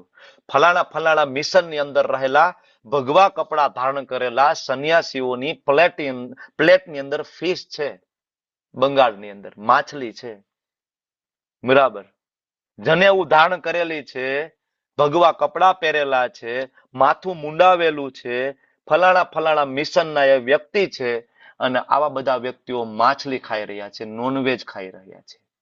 ઇન્દ્રિયો ઉપર કોઈ સંયમ નથી, બરાબર. આજુબાજુમાં સાધુ સંતો જો ગાંજા ચલમ ફૂકી રહ્યા છે, પણ અહીંયા કોઈક નાનો એવો વૈષ્ણવ હોય આ ક્લાસની અંદર, એને તમે પૂછો તો ગાંજા ચલમ તો ઠીક છે, પણ સામાન્ય તમાકુ પાન માવાય નથી, બધું બંધ થઈ ગયું. અરે એ છોડો ને, ચા બંધ થઈ ગઈ. એ છોડો ને, ડુંગળી લસણ બંધ થઈ ગઈ. ભગવાનનો ભક્ત ઇન્દ્રિય ઉપર કંટ્રોલ કરી શકે છે. બાકી ગમે એટલો મોટો સાધુ ઇવન સંસાર છોડી દીધા પછી ઇન્દ્રિય ઉપર કંટ્રોલ નથી લાવી શકતો. એટલે ભગવાન 5મા શ્લોકમાં શું કહે છે? લેશો અધિકતર તેસામ અવ્યક્ત આસક્ત ચેતસામ. અરે ભાઈ આમાં બહુ ક્લેશ છે, આની અંદર દુઃખ છે. શેમાં? અવ્યક્ત આસક્ત ચેતસામ. તમે એમ કહેશો કે ભગવાન નિરાકાર છે, ભગવાનનો કોઈ આકાર નથી. તમે કેવી રીતના આગળ વધશો? કેવી રીતના પૂજા કરશો? કોના નામનો જપ કરશો? કોને ભોગ લગાડશો? કોના માટે સવારે ઉઠશો? કોના માટે સ્નાન કરશો? કોના માટે તિલક કરશો? ભગવાન તો નિરાકાર છે. ભગવાન કે ક્લેશો, બહુ દુઃખ છે. અવ્યક્તા હિ ગતિર દુઃખમ, એની ગતિ બહુ દુઃખદાયક રહેવાની. શું કામ? દેહ વદભીર વાપ્યતે. કારણ કે આપણે દેહાત્મ ભાવમાં છીએ. હું આ શરીર છું, શરીર સાથે જોડાયેલા સગા મારા છે. આ દેહાત્મ ભાવમાં હોવાના કારણે આ ક્ષેત્રમાં પ્રગતિ સાધવી દુષ્કર છે. બરાબર. તો ઘણા બધા લોકો આજે પણ તમે જો નિરાકારની ઉપાસના કરી રહ્યા છે અને સંઘર્ષ કરી રહ્યા છે, ઇન્દ્રિયોથી સંઘર્ષ કરી રહ્યા છે. નૈતિ નૈતિ નૈતિ નૈતિ. બરાબર.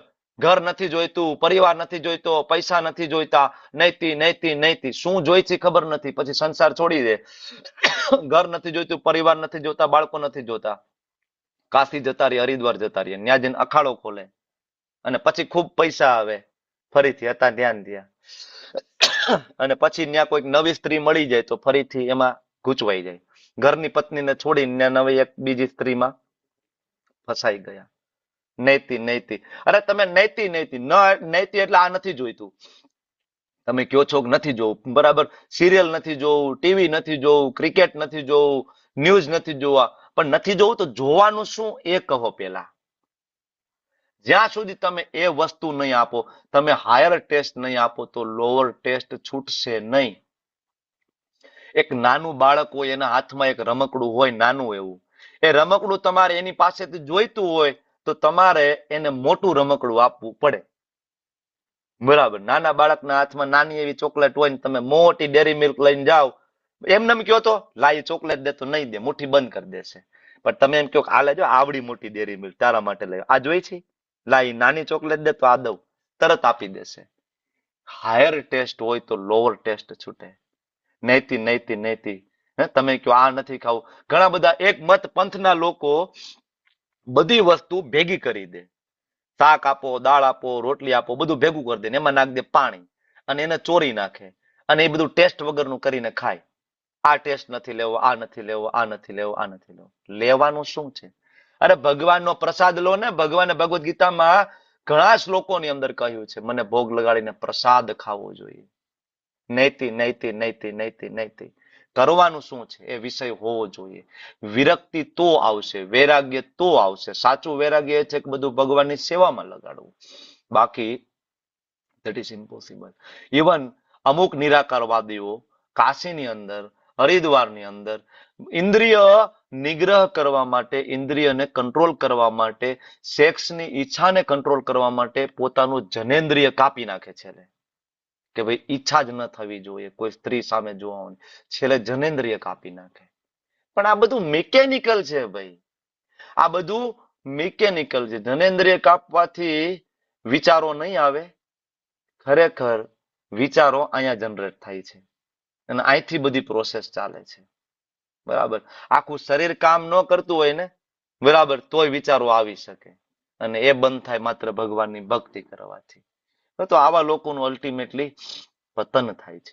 એવું નથી ભક્તનું પતન નથી થતું, ભક્તનું પણ પતન થઈ શકે, ભક્તિ કરતા હોય એનું પણ પતન થઈ શકે, પણ એ ઇઝીલી ફરીથી આવી શકે. ભગવાનના રૂપ ગુણ લીલામાં હોય ને ફરીથી બોલાવો ભાઈ હાલ ને ભાઈ, હવે હું નથી ભાઈ ઇસ્કોન સાથે રહેવું, કાંઈ નહીં ભાઈ પ્રસાદ ખાવા આવું મારા ભેગો, ચાલ કીર્તન કરી દે થોડી વાર. ભાઈ એવું લાગે ભગવદ્ ગીતાનો ક્લાસ ન સાંભળતો, પ્રસાદ ખાવા હાલ ને બહુ મજા આવશે, કીર્તન કરવા પ્રસાદમાં શું વાંધો, આમ કરીને એ વ્યક્તિ પાછો તો આવી જાય. બરાબર. આજ એકાદશી ઘણા બધા નિર્જલા કરી હોય, બરાબર, અત્યારે, અને આવતીકાલે પારણાના સમયે તમે એક પાણીનો ગ્લાસ મૂકો અને એક બાજુ મેંગો જ્યુસ મૂકો, બરાબર, કયો ઉઠાવશે? મેંગો જ્યુસ ને ભાઈ, પાણી તો ઠીક છે પછી પી લેશું ને ભાઈ, પાણી તો છે જ ઘરે ગોરો પડેલો છે, અત્યારે મેંગો જ્યુસ લાવો પેલા ઈ લાવો.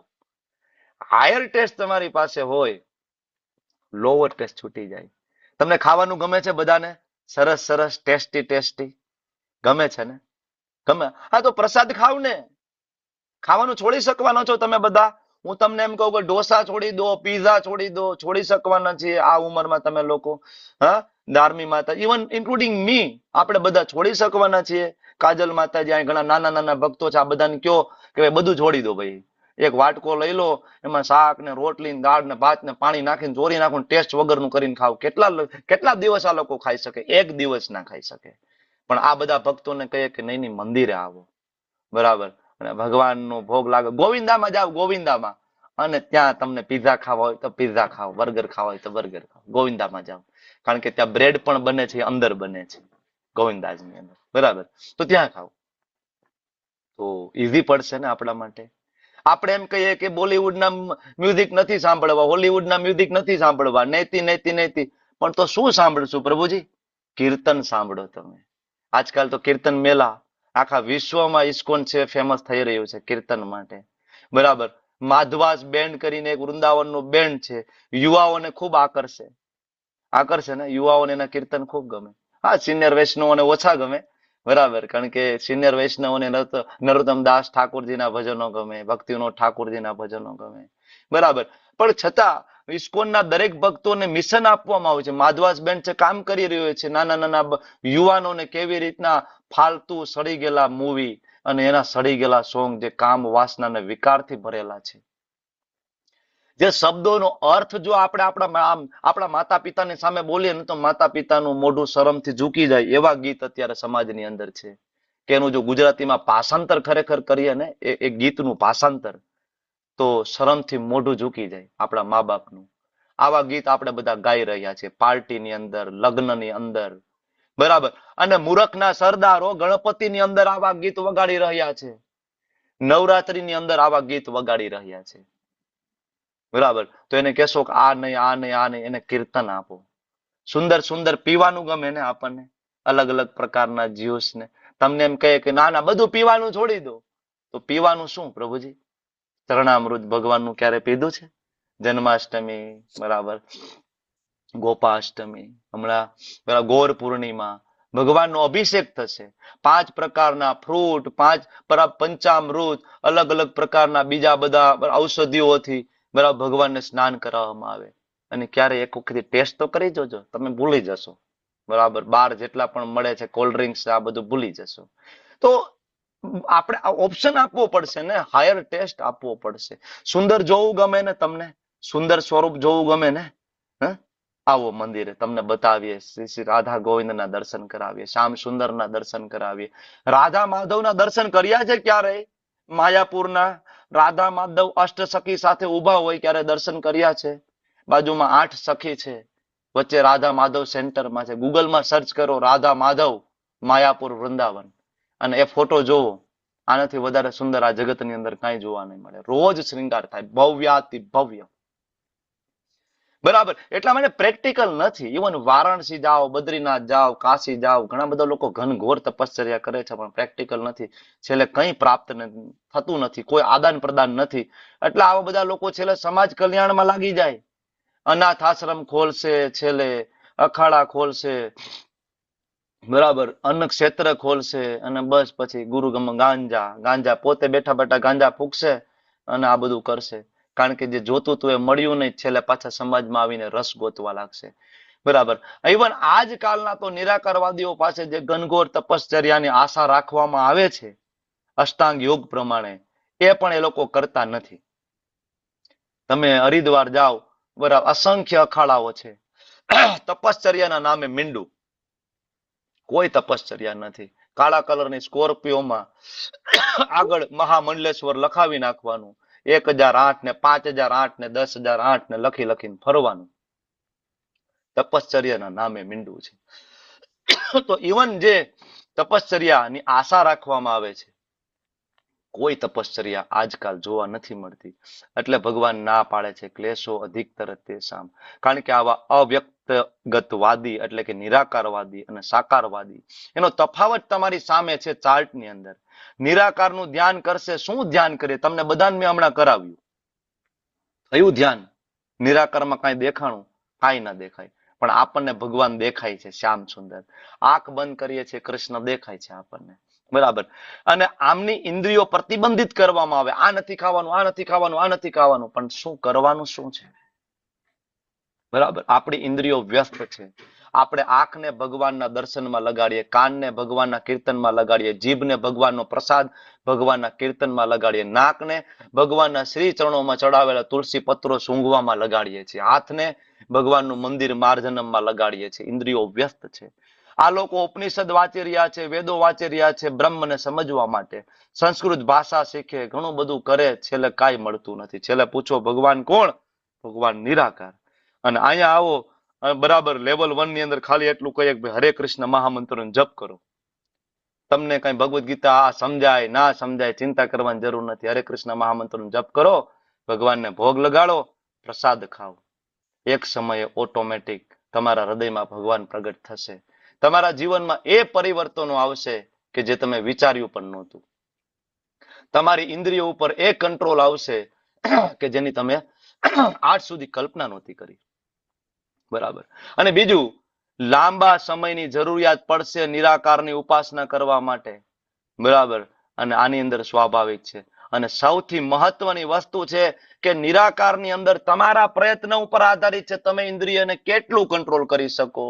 તમે તમારી શક્તિને મૂલાધાર ચક્રથી ઉપર ઉઠાવીને આજ્ઞા ચક્ર સુધી લઈ આવીને બ્રહ્મરંધ્રમાં સ્થાપિત કરવા માટે કેટલી મહેનત કરી શકો છો, એના પ્રમાણમાં તમને મુક્તિ પ્રાપ્ત થશે. તમારા પ્રયત્નો ઉપર આધારિત છે. અને અહીંયા ભક્તિની અંદર આપણે તો કૃષ્ણને આધીન છે. ઠાકોરજી તમને જે ઠીક લાગે તે. આપણી સાધનામાં, મારી સાધનામાં કોઈ બળ નથી પ્રભુ, મારી સાધનામાં કોઈ શક્તિ નથી, મારી માળાના કોઈ ઠેકાણા નથી, મંગલા આરતીમાં પ્રભુ ઉઠાતું નથી. બરાબર. ઇન્દ્રિય ઉપર સંયમ નથી. બરાબર. હજી ક્યાંક લગ્નમાં જાય, રિસેપ્શનમાં જાય તો એમ થાય કે ભાઈ પ્રભુજી કહેતા હતા ડુંગળી લસણ વાળું ના ખાવું જોઈએ, તો ડુંગળી લસણ વગરનું તો ગોતી લે 2-4 આઈટમ, એ તો ખાય. હજી ઇન્દ્રિય ઉપર કંટ્રોલ આપણો રહેતો નથી. પણ આપણે આપણી સાધનાના બળે નહીં જઈએ. આપણે આપણા ગુરુ, બરાબર, એમ ગુરુ તત્વો ઉપર રહેલી નિષ્ઠાના બળે આપણે ભગવત ધામ, અને ભગવાન ભગવદ્ ગીતામાં આપીને ગેરંટી આપે છે, અર્જુન ઉભો થા અને ઘોષણા કરી દે, નમે ભક્ત્યા પ્રણશ્યતે. અર્જુન તું કહી દે મારા ભક્તોનો કોઈ દી નાશ નહીં થાય, હું બધાને ભગવત ધામ લઈ જઈશ. આખી ભગવદ્ ગીતામાં એક શ્લોક એવો બતાવો કે જેમાં કૃષ્ણએ એવું કહ્યું હોય કે મને યોગી ગમે છે, મને જ્ઞાની ગમે છે, મને ધ્યાની ગમે છે, મને દાની ગમે છે, મને સકામ કર્મી ગમે છે. એક શ્લોક બતાવો. એક શ્લોક નહીં મળે તમને. બરાબર. હવે ભગવદ્ ગીતામાં એવા શ્લોકોને શોધો કે જેમાં ભગવાને એવું કહ્યું કે મને મારો ભક્ત બહુ ગમે છે. તમને આખું લિસ્ટ મળશે.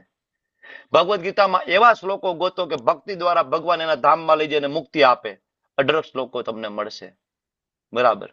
તો રસ્તો બહુ સરળ છે, કારણ કે ભગવાન આપણા પિતા છે અને આપણો એના પ્રત્યેનો પૈતૃક પ્રેમ હોવાના કારણે ભગવાન ખાલી એટલું જોવે છે, પ્રયત્ન કરે છે ને મારો દીકરો ચાલ કાંઈ વાંધો નહીં આવી જા. બરાબર. એટલા માટે 6ઠા અને 7મા શ્લોકમાં એવા લોકોની ગતિ વિશે ભગવાન ચર્ચા કરે. જો આગળના બરાબર નિરાકાર વાળાની વાત થઈ ગઈ. નિરાકારની ગતિ કેવી છે? તો કે ક્લેશો અધિકતર તેસામ. તમને અહીંથી વૃંદાવન જવાના 2 રસ્તા હોય. એક રસ્તો છે 6 લેન વાળો રસ્તો છે. રસ્તામાં ખાવા પીવાનું હોટલ મળી જશે, કાર તમારી ખરાબ થાય તો ગેરેજ મળી જશે, ઇમરજન્સી બધું આસિસ્ટન્ટ તમને મળી જશે. એક આ રસ્તો છે. અને એક બીજો રસ્તો ગામડાનો અંતરિયાળ રસ્તો છે, જંગલનો રસ્તો છે, જેમાં તમને ખાવા પીવાની હોટલ નહીં મળે. બરાબર. ક્યાંય તમને કોઈ મિકેનિક નહીં મળે કાર ખરાબ થઈ ગઈ તો પણ. બરાબર. તો વિચાર કરો કયા રસ્તે તમે જાશો? સ્વાભાવિક છે 6 લેન વાળો ને. કોણ જાય ગામડા વાળા અંતરિયાળ રોડ ઉપર? અમે અહીંથી વૃંદાવન જાય છે, બરાબર, હંમેશા સર્ચ કરીએ કે ભાઈ 6 લેન ક્યાંથી કનેક્ટ થઈ જાય છે. બરાબર. અમદાવાદ થી જેવું ગોલ્ડન કોરિડોર, બરાબર, અમે બરાબર એ આપણે પકડી લઈએ તો સીધો જયપુર, જયપુર સુધી એક ને એક રોડ મળે. ભાઈ 6 લેન ક્યાં મળે? ભાઈ આડાવડું નથી જવું ક્યાંય. શું કામ ભટકવું છે ભાઈ? અહીંથી વૃંદાવન જઈએ, રસ્તામાં શ્રીનાથજી આવે, શ્રીનાથજી બાબાના દર્શન કરીને સરસ મજાનો પ્રસાદ ના આપણે ખાતા જઈએ. જયપુર જઈએ, ગોવિંદદેવજીના દર્શન કરીએ, સરસ મજાનો પ્રસાદ લઈએ, વચ્ચે કરોલી થતા જઈએ, બરાબર, મદન મોહનના દર્શન કરીને પ્રસાદ લેતા જઈએ, છેલ્લે વૃંદાવન જઈએ. શું કામ ભાઈ હેરાન થવું છે ગામડાના અંતરિયાળ રસ્તોની અંદર? નિરાકાર વાળા રસ્તા ઉપર નો.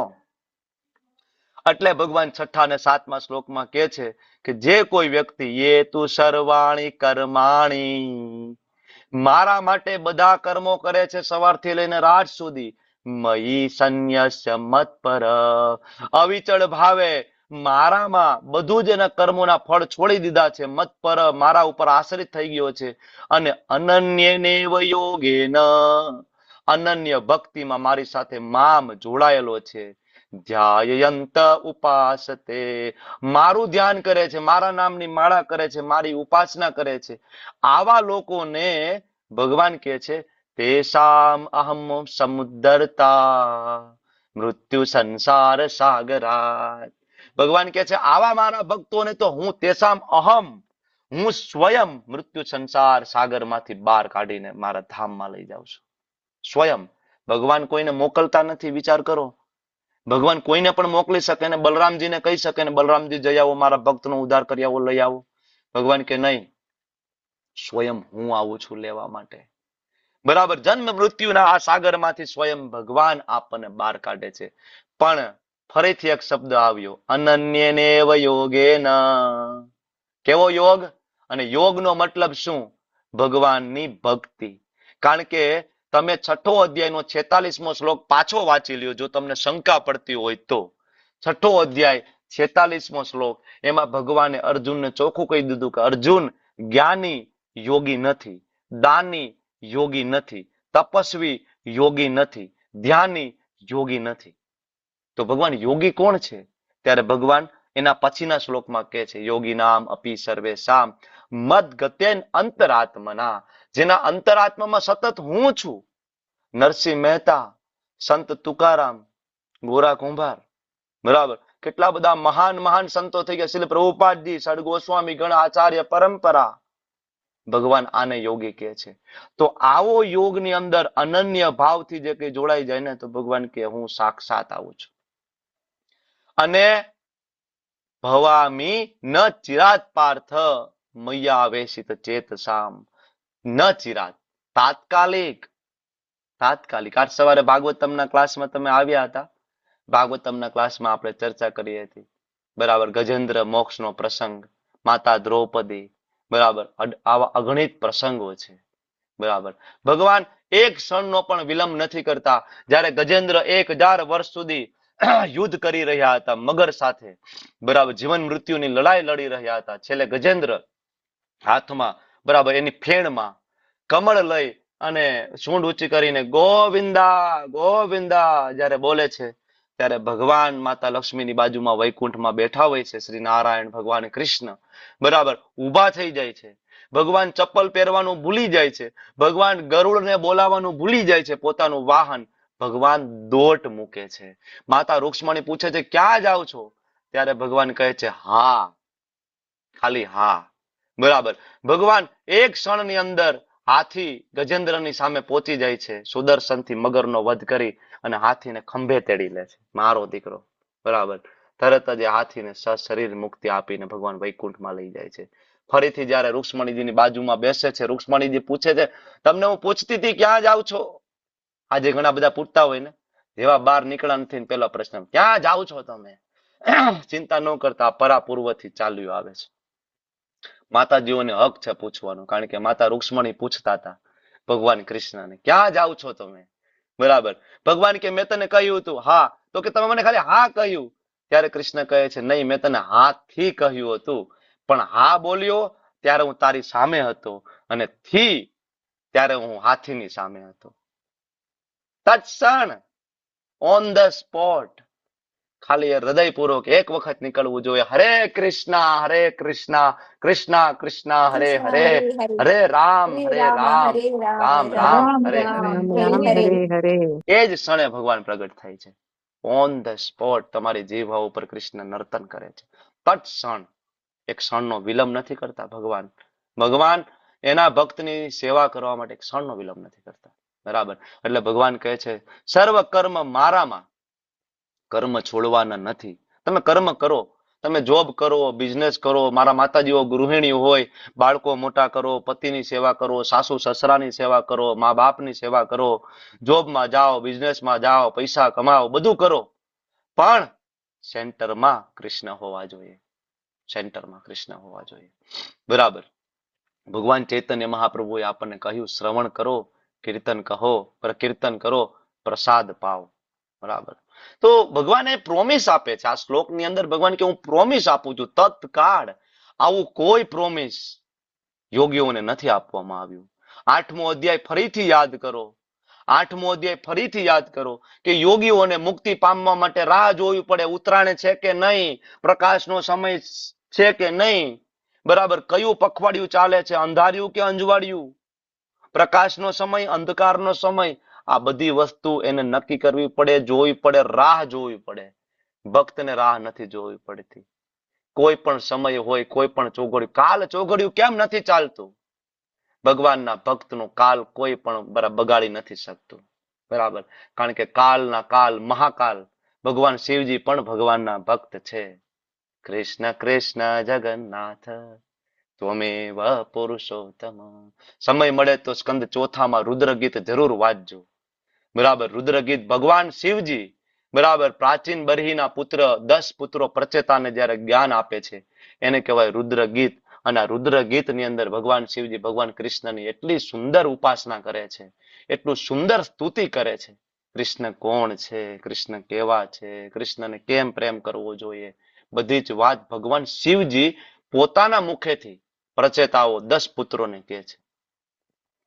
તો બરાબર, તો આપણું કાલ શું બગાડી શકે જ્યારે આપણી સાથે સ્વયં મહાકાલ છે. બરાબર. સાક્ષાત ભગવાન શિવજી આપણી સાથે છે. વૈષ્ણવા નામ યથા સંભો. બરાબર. વૈષ્ણવોના શિરમોર, આપણા બધાના આગેવાન, આપણા બધાના ગુરુ, આપણા બધાના પિતા એવા ભગવાન મહાદેવ આપણી આગળ ચાલી રહ્યા છે. ચાલો બાળકો. બરાબર.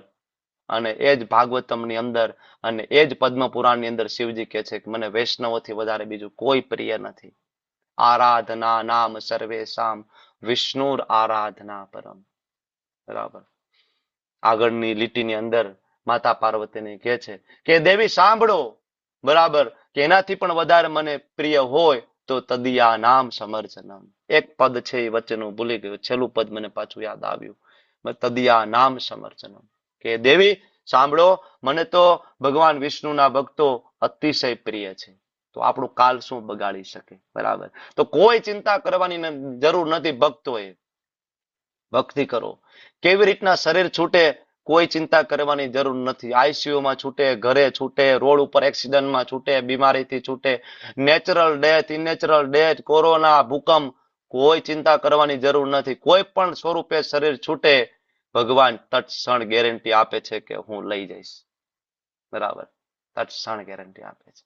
જેવી રીતના એક બાળકની સંભાળ મા બાપ રાખતા હોય ને, બાળકને કોઈ ચિંતા કરવાની જરૂર નથી. બાળકને ચિંતા છે, નાનું બાળક હોય તમારું, તમે ફરવા લઈ જતા હોય, બરાબર, આજે આપણા હિરલ માતાજી, બરાબર, એમના પુત્ર ઓસ્ટ્રેલિયા ગયા, બરાબર, તો માતાજી પ્રભુજીએ પહેલેથી બધી વ્યવસ્થાઓ ત્યાં કરી છે.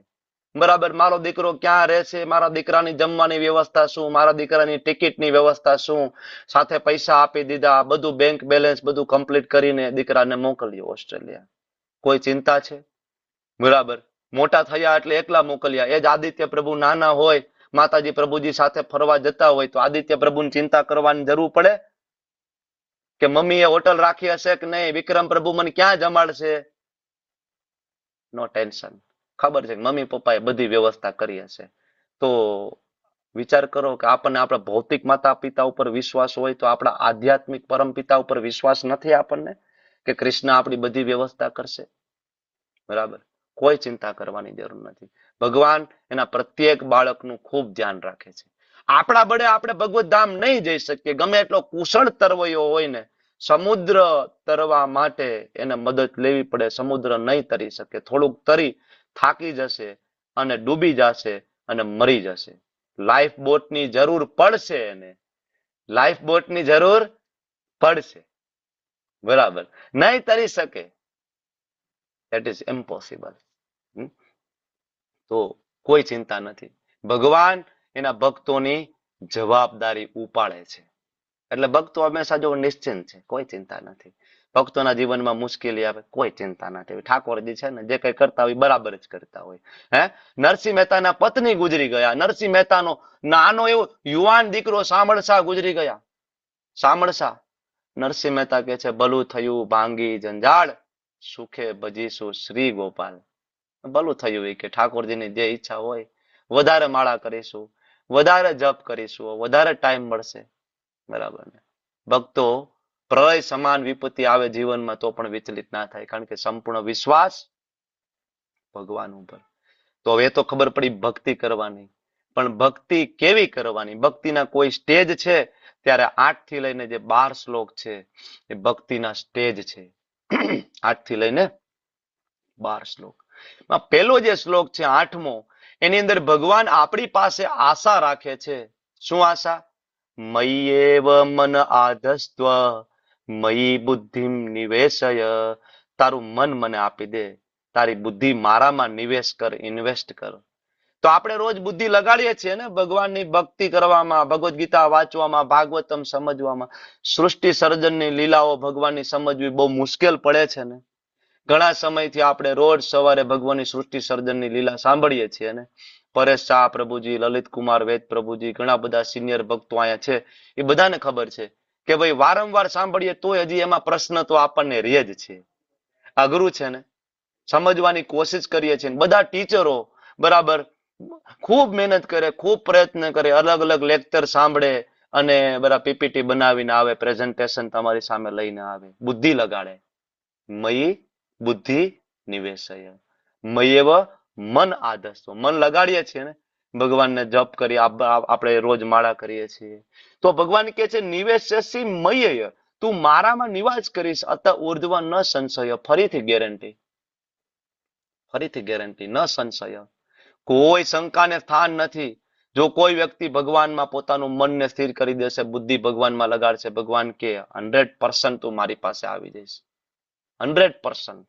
બરાબર. એટલા માટે આપણે ઓલો રથ યાદ કરવો પડશે, જેમાં આગળ 5 ઘોડા એ ઇન્દ્રિય છે, એની લગામ એટલે મન છે, બુદ્ધિ એનો સારથી છે, અને આત્મા પાછળ રથી થઈને બેઠો છે. બરાબર. તો જ્યારે આપણે બુદ્ધિને જ્યારે આપણે હરિનામનું ફ્યુલ આપશું, ભગવદ્ ગીતાનું ફ્યુલ આપશું, ભાગવતમનું ફ્યુલ આપશું, તો બુદ્ધિ ભૌતિકમાંથી આધ્યાત્મિક બની જશે. અત્યારે આપણા એ 5 ઘોડા આગળ ખબર છે ને, 5 ઘોડા એટલે 5 આપણી ઇન્દ્રિયો. બરાબર. જીભને અડધી રાત્રે, હું વારંવાર ઉદાહરણ આપું, રાત્રે 12 વાગે મંચુરિયન ખાવાનું મન થાય જીભને, બરાબર, તો મન નામની લગાન કે હા એ કે લાસ્ટ ટાઈમ ખાધું હતી બહુ મજા આવી હતી, મંચુરિયન બહુ મજા આવી હતી. બરાબર. તો બુદ્ધિ શું કે? મને ખબર છે ક્યાં મળશે. બુદ્ધિનું કામ એ છે વ્યવસ્થા કરી આપવાનું. બુદ્ધિ તરત અડધી રાત્રે 12 વાગે વ્યવસ્થા કરશે કે ભાઈ રાજકોટમાં કઈ હોટલ ખુલ્લી છે અત્યારે જ્યાં મંચુરિયન મળી જાય સારા માયલું. બરાબર. તો આ કામ કોનું? બુદ્ધિનું. કારણ કે બુદ્ધિ ભૌતિક છે. પણ જ્યારે તમે ભગવદ્ ગીતા વાંચશો, ભાગવતમ વાંચશો, હરિનામનું ફ્યુલ મળશે બુદ્ધિને, ત્યારે બુદ્ધિ આધ્યાત્મિક થશે. ત્યારે જીભને થોડીક ઈચ્છા થશે મંચુરિયન ખાવાની, મનમાં થોડાક વિચારો આવશે, કાશ જઈ આવ્યા, પણ ત્યારે બુદ્ધિ કહેશે ઓ ભાઈ ઓ, અડધી રાત્રે 12 વાગે મંચુરિયન ના હોય. બધી ખાવા પીવાનો કોઈક સમય હોય. બરાબર. અને અન્નના 3 પ્રકાર છે, સત્વગુણ, રજોગુણ, તમોગુણ. તમોગુણી ખોરાક ખાઈશું તો બીમાર પડશો.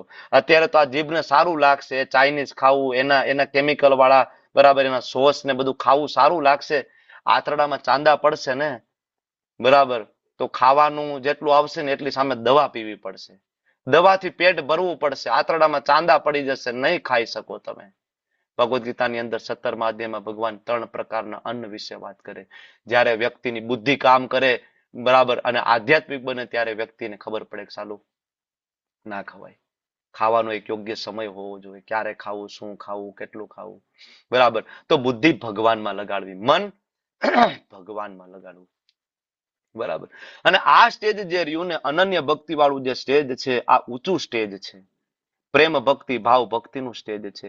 આ સ્ટેજની અંદર વ્યક્તિને માળા કરવા માટે કેવું ના પડે, બરાબર, એને અંદરથી ઈચ્છા થાય મારે તો જપ કરવા છે, હરે કૃષ્ણ કૃષ્ણ કૃષ્ણ હરે હરે, હરે રામ રામ રામ હરે હરે. મંગલા આરતીને બરાબર, મંગલા આરતીમાં ઉઠવા માટે ઉઠાડવું ના પડે. મંગલા આરતીમાં ઉઠવા માટે મોબાઈલમાં 5 એલાર્મ નહીં મૂકવા પડે. બરાબર, એક એલાર્મ 4 વાગ્યાનો, એક 4 ને 5 નો, એક 4 ને 10 નો, બરાબર, 4 વાગ્યા વાળો સ્નૂઝ કરવાનો, વળી પાછો 5 મિનિટ પછી વાગે, 5 મિનિટ પછી વાગે. આવું નહીં કરવું પડે જ્યારે આપણે આ સ્ટેજ ઉપર પહોંચશું ત્યારે. આ જે સ્ટેજ છે એની અંદર આપણે રાહ જોતા હોય ક્યારે સવાર પડે, ક્યારે સવાર પડે, ક્યારે સવાર પડે, મંગલા આરતીનો સમય ક્યારે થઈ જાય. બરાબર, એટલા માટે તમે જુઓ સડગોસ્વામી આપણા આચાર્ય ગણ સુઈ નહોતા શકતા, સુઈ નહોતા શકતા. 1 કલાકની ઊંઘ માંડ શીલ પ્રભુપાદજી કરી શકતા હતા, માંડ માંડ. આપણા ગોસ્વામી ગણ સનાતન ગોસ્વામી, રઘુનાથ દાસ ગોસ્વામી, રૂપ ગોસ્વામી, જીવ ગોસ્વામી 1 કલાકની ઊંઘ માંડ કરી શકતા હતા, સુઈ નહોતા શકતા. ક્યારે ભગવાનના દર્શન થશે, ક્યારે ક્યારે મંગલાનો સમય થશે, ક્યારે જપ કરીએ. બરાબર, વેઇટિંગ. આ હાયર લેવલનું સ્ટેજ છે, સૌથી ઉપરનું સ્ટેજ છે. આના પછીનું જે સ્ટેજ આવે છે, હવે આ ભગવાને કીધું કે ભાઈ મારામાં મન લગાડો. ભગવાન તમે જગતમાં જ્યાં કયો ત્યાં મન લગાડી દો, પણ તમારામાં એક મન નથી લાગતું. હમણાં માળા હું ચાલુ કરાવું એટલે ભગવાન તમારામાં મન નથી લાગતું, 700 વિચારો આવશે 7 મિનિટની અંદર. 700 વિચારો આવશે 7 મિનિટ. આ કર લઉં, આ કર લઉં, આ કર લઉં, આ કર લઉં, આ કર લઉં, આ કર લઉં. અને માળા પૂરી થઈ ગઈ એટલે પાછા એક કામ નહીં યાદ આવે. પછી મોબાઈલમાં રીલ્સ જોતા જોતા, બરાબર, જોતા જોતા જોતા જોતા મોબાઈલ પડી જાય મોઢા ઉપર, ફરીથી જોતા જોતા જોતા જોતા, બરાબર, છેલ્લે મોબાઈલ કહે ભાઈ હવે હુઈ જા, 12 વાગી ગયા. બરાબર, ત્યારે આપણને બીજા કામ નહીં યાદ આવે, બીજા વિચાર નહીં આવે. રીલ્સ જોવામાં 7 મિનિટની માળામાં 700 વિચાર આવશે આપણને. ભગવાન તમે કયો ને આ મન લગાડી દઉં, તમે કયો ને આ બુદ્ધિ લગાડી દઉં. શેર બજારમાં લગાડવી છે, લગાડી દઉં. તમારામાં નહીં લાગે ભગવદ્ ગીતા વાંચવામાં. ત્યારે ભગવાન આના પછીના શ્લોકમાં એમ કે છે કે શોકે ભગવાન એક પગથિયું નીચે ઉતરે છે. અથ ચિત્તમ સમાધાતુમ ન શક્નોસી મયી સ્થિરમ. ન શક્નોસી, નથી શક્ય બનતું તારાથી મારામાં ચિત્ત લગાડવું. ભગવાન કહે છે તો એક કામ કર, અભ્યાસ યોગેન, તું અભ્યાસ કર, પ્રેક્ટિસ કર. અભ્યાસ, અભ્યાસક્રમ, બરાબર, એનું અંગ્રેજી સિલેબસ. અને સિલેબસ કોણ આપે? તમે લોકો સ્કૂલ કોલેજમાં યુનિવર્સિટીમાં ભણ્યા છો ને, સિલેબસ તમારા ઘરેથી લઈ જતા હતા કે નહીં? 10માં ભાઈ સિલેબસ આપણો આટલો, ભાઈ આપણે તો 10માં ભાઈ પાડા કરવા છે, હાલે નહીં. 10માનો સિલેબસ તમને યુનિવર્સિટી આપશે.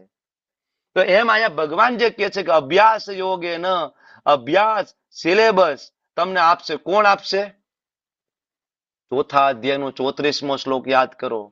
તદ્વિધિ પ્રણિપાતે ન પરિપ્રશ્નેન સેવયા ઉપદેક્ષ્યંતિ તે જ્ઞાનમ જ્ઞાનિનઃ તત્વદર્શિનઃ. હા, તો જેને તત્વનું દર્શન કર્યું છે ને એ તમને સિલેબસ આપશે. કોણ? તમારા ગુરુ. તો ભગવાન બીજો ઓપ્શન અહીંયા આપે છે કે ભાઈ મન નથી લાગતું, બુદ્ધિ નથી લાગતી, એક કામ કર, ગુરુ પાસે જા. એ તને અભ્યાસક્રમ આપશે, તને સિલેબસ આપશે. 16 માળા, 4 નિયમનું પાલન, વિધિ વિધાનો. ઇટ્સ ઓકે ભાઈ, અત્યારે તારું મન નથી લાગતું, તારી મેળે મેળે તને મન નથી થતું મંગલા આરતીમાં ઉઠવા માટે, કાંઈ નહીં, તું તારા ગુરુ પાસે જા. ગુરુ તને વચનબદ્ધ કરશે. 16 માળા કરવી, 4 નિયમનું પાલન કરવું, વચનબદ્ધ કરશે. બરાબર, અને બીજા વૈષ્ણવોના સંઘમાં બરાબર તારી મંગલા આરતી થશે. બરાબર, તો ભગવાન કે કાંઈ વાંધો નહીં, વિધિ વિધાનોનું તું પાલન કર અને ધીમે ધીમે તું મને પામવાની ઈચ્છા. જો આપણો ગોલ 8મો શ્લોક છે, 8મો આપણે ના કરી શક્યા એટલે 9મો આપ્યો છે, 9મો નહીં કરી શકીએ તો 10મો આપશે, 10મો નહીં કરી શકીએ તો 11મો આપશે, 11મો ન કરી શકીએ તો 12મો. આ ઓપ્શન છે. આપણો ગોલ 9મો નથી. આ તો 9માં 8માં ના પાડીને એટલે ભગવાને કીધું ભાઈ આ કરો. તો આપણે તો અત્યારે આ સ્ટેજ ઉપર છે, આપણું મન નથી લાગતું કૃષ્ણમાં, તો આપણે બીજા સ્ટેજ ઉપર છે. કયા? વૈધિ સાધના ભક્તિ. આપણું જે આ સ્ટેજ છે ને એને વૈધિ ભક્તિ કહેવાય, કે વિધિ પ્રમાણે, નિયમ પ્રમાણે રોજ સવારે 4:30 વાગે ઉઠવાનું અને મંગલા આરતી કરવી નિયમ પ્રમાણે. બરાબર, બાકી ભગવાનના મહાન ભક્તો છે એને સવારે 4:30 વાગ્યાની રાહ જોવાની જરૂર નથી. એ તો આંખ બંધ કરીને એને મંગલ દર્શન થાય જ છે. બરાબર. નરોત્તમદાસ ઠાકોરજી જ્યારે આંખ બંધ કરે છે તો એને તો વૃંદાવનની લીલાઓમાં પ્રવેશ મળી જાય છે. વૃંદાવન રમ્ય સ્થાન દિવ્ય ચિંતામણી ધામ ગાય છે ને નરોત્તમદાસ ઠાકોર. નરસિંહ મહેતા, તમે ક્યારે સાંભળ્યું છે કે નરસિંહ મહેતા જે જુનાગઢમાં રહેતા હતા, અહીંયા આપણે પાલિતાણાની આસપાસ એમનો જન્મ થયો ગુજરાતની અંદર, કોઈ શાસ્ત્રમાં કોઈ ઇતિહાસમાં એવું વર્ણન નથી મળતું કે નરસિંહ મહેતા વૃંદાવનમાં ગયા હોય. નથી ગયા, ક્યારેય નથી ગયા. અને હવે નરસિંહ મહેતાના ભજનો સાંભળો. નરસિંહ મહેતાના દરેક તમે ભજન સાંભળશો તો એમાં વૃંદાવનની છણાવટ તમને જોવા મળશે. વૃંદાવનની ગલીઓની લીલાઓની છણાવટ એમાં જોવા મળશે. ક્યાંથી આવ્યું એ? નરસિંહ મહેતા તો વૃંદાવન ગયા નથી. ક્યાંથી આવ્યું? ભગવાનનો ભક્ત જ્યારે અનન્ય ભાવ સાથે ભક્તિ કરે ત્યારે ભગવાન એના હૃદયમાં જ્ઞાન પ્રગટ કરે છે. એને મંગલા આરતીની રાહ નથી જોવાની જરૂર. એને વૈધિ સાધના ભક્તિ નથી, એની અનન્ય ભક્તિ છે. તો આપણે કોપી નથી કરવાની. આપણે આપણા ગુરુના શરણે જઈએ અને ગુરુ આપણને જેટલું કહે એટલું કરીએ. આપણે આના બળે ભગવતધામ જતા રહેશું. ખાલી ગુરુમાં નિષ્ઠા હોવી જોઈએ. 100% ગુરુમાં નિષ્ઠા હોય, ભગવતધામ કન્ફર્મ. વાંછા કલ્પતરુભ્યશ્ચ કૃપા સિંધુભ્યેવ ચ પતિતાનાં પાવનેભ્યો વૈષ્ણવેભ્યો નમો નમઃ. અનંત અનંત કોટી વૈષ્ણવ વૃંદ કી જય. શ્રી પ્રભુપાદ કી જય. ગુરુદેવ મહારાજ કી જય. હરે કૃષ્ણ કૃષ્ણ કૃષ્ણ હરે હરે, હરે રામ રામ રામ હરે હરે. રામ રામ હરે હરે હરે થેન્ક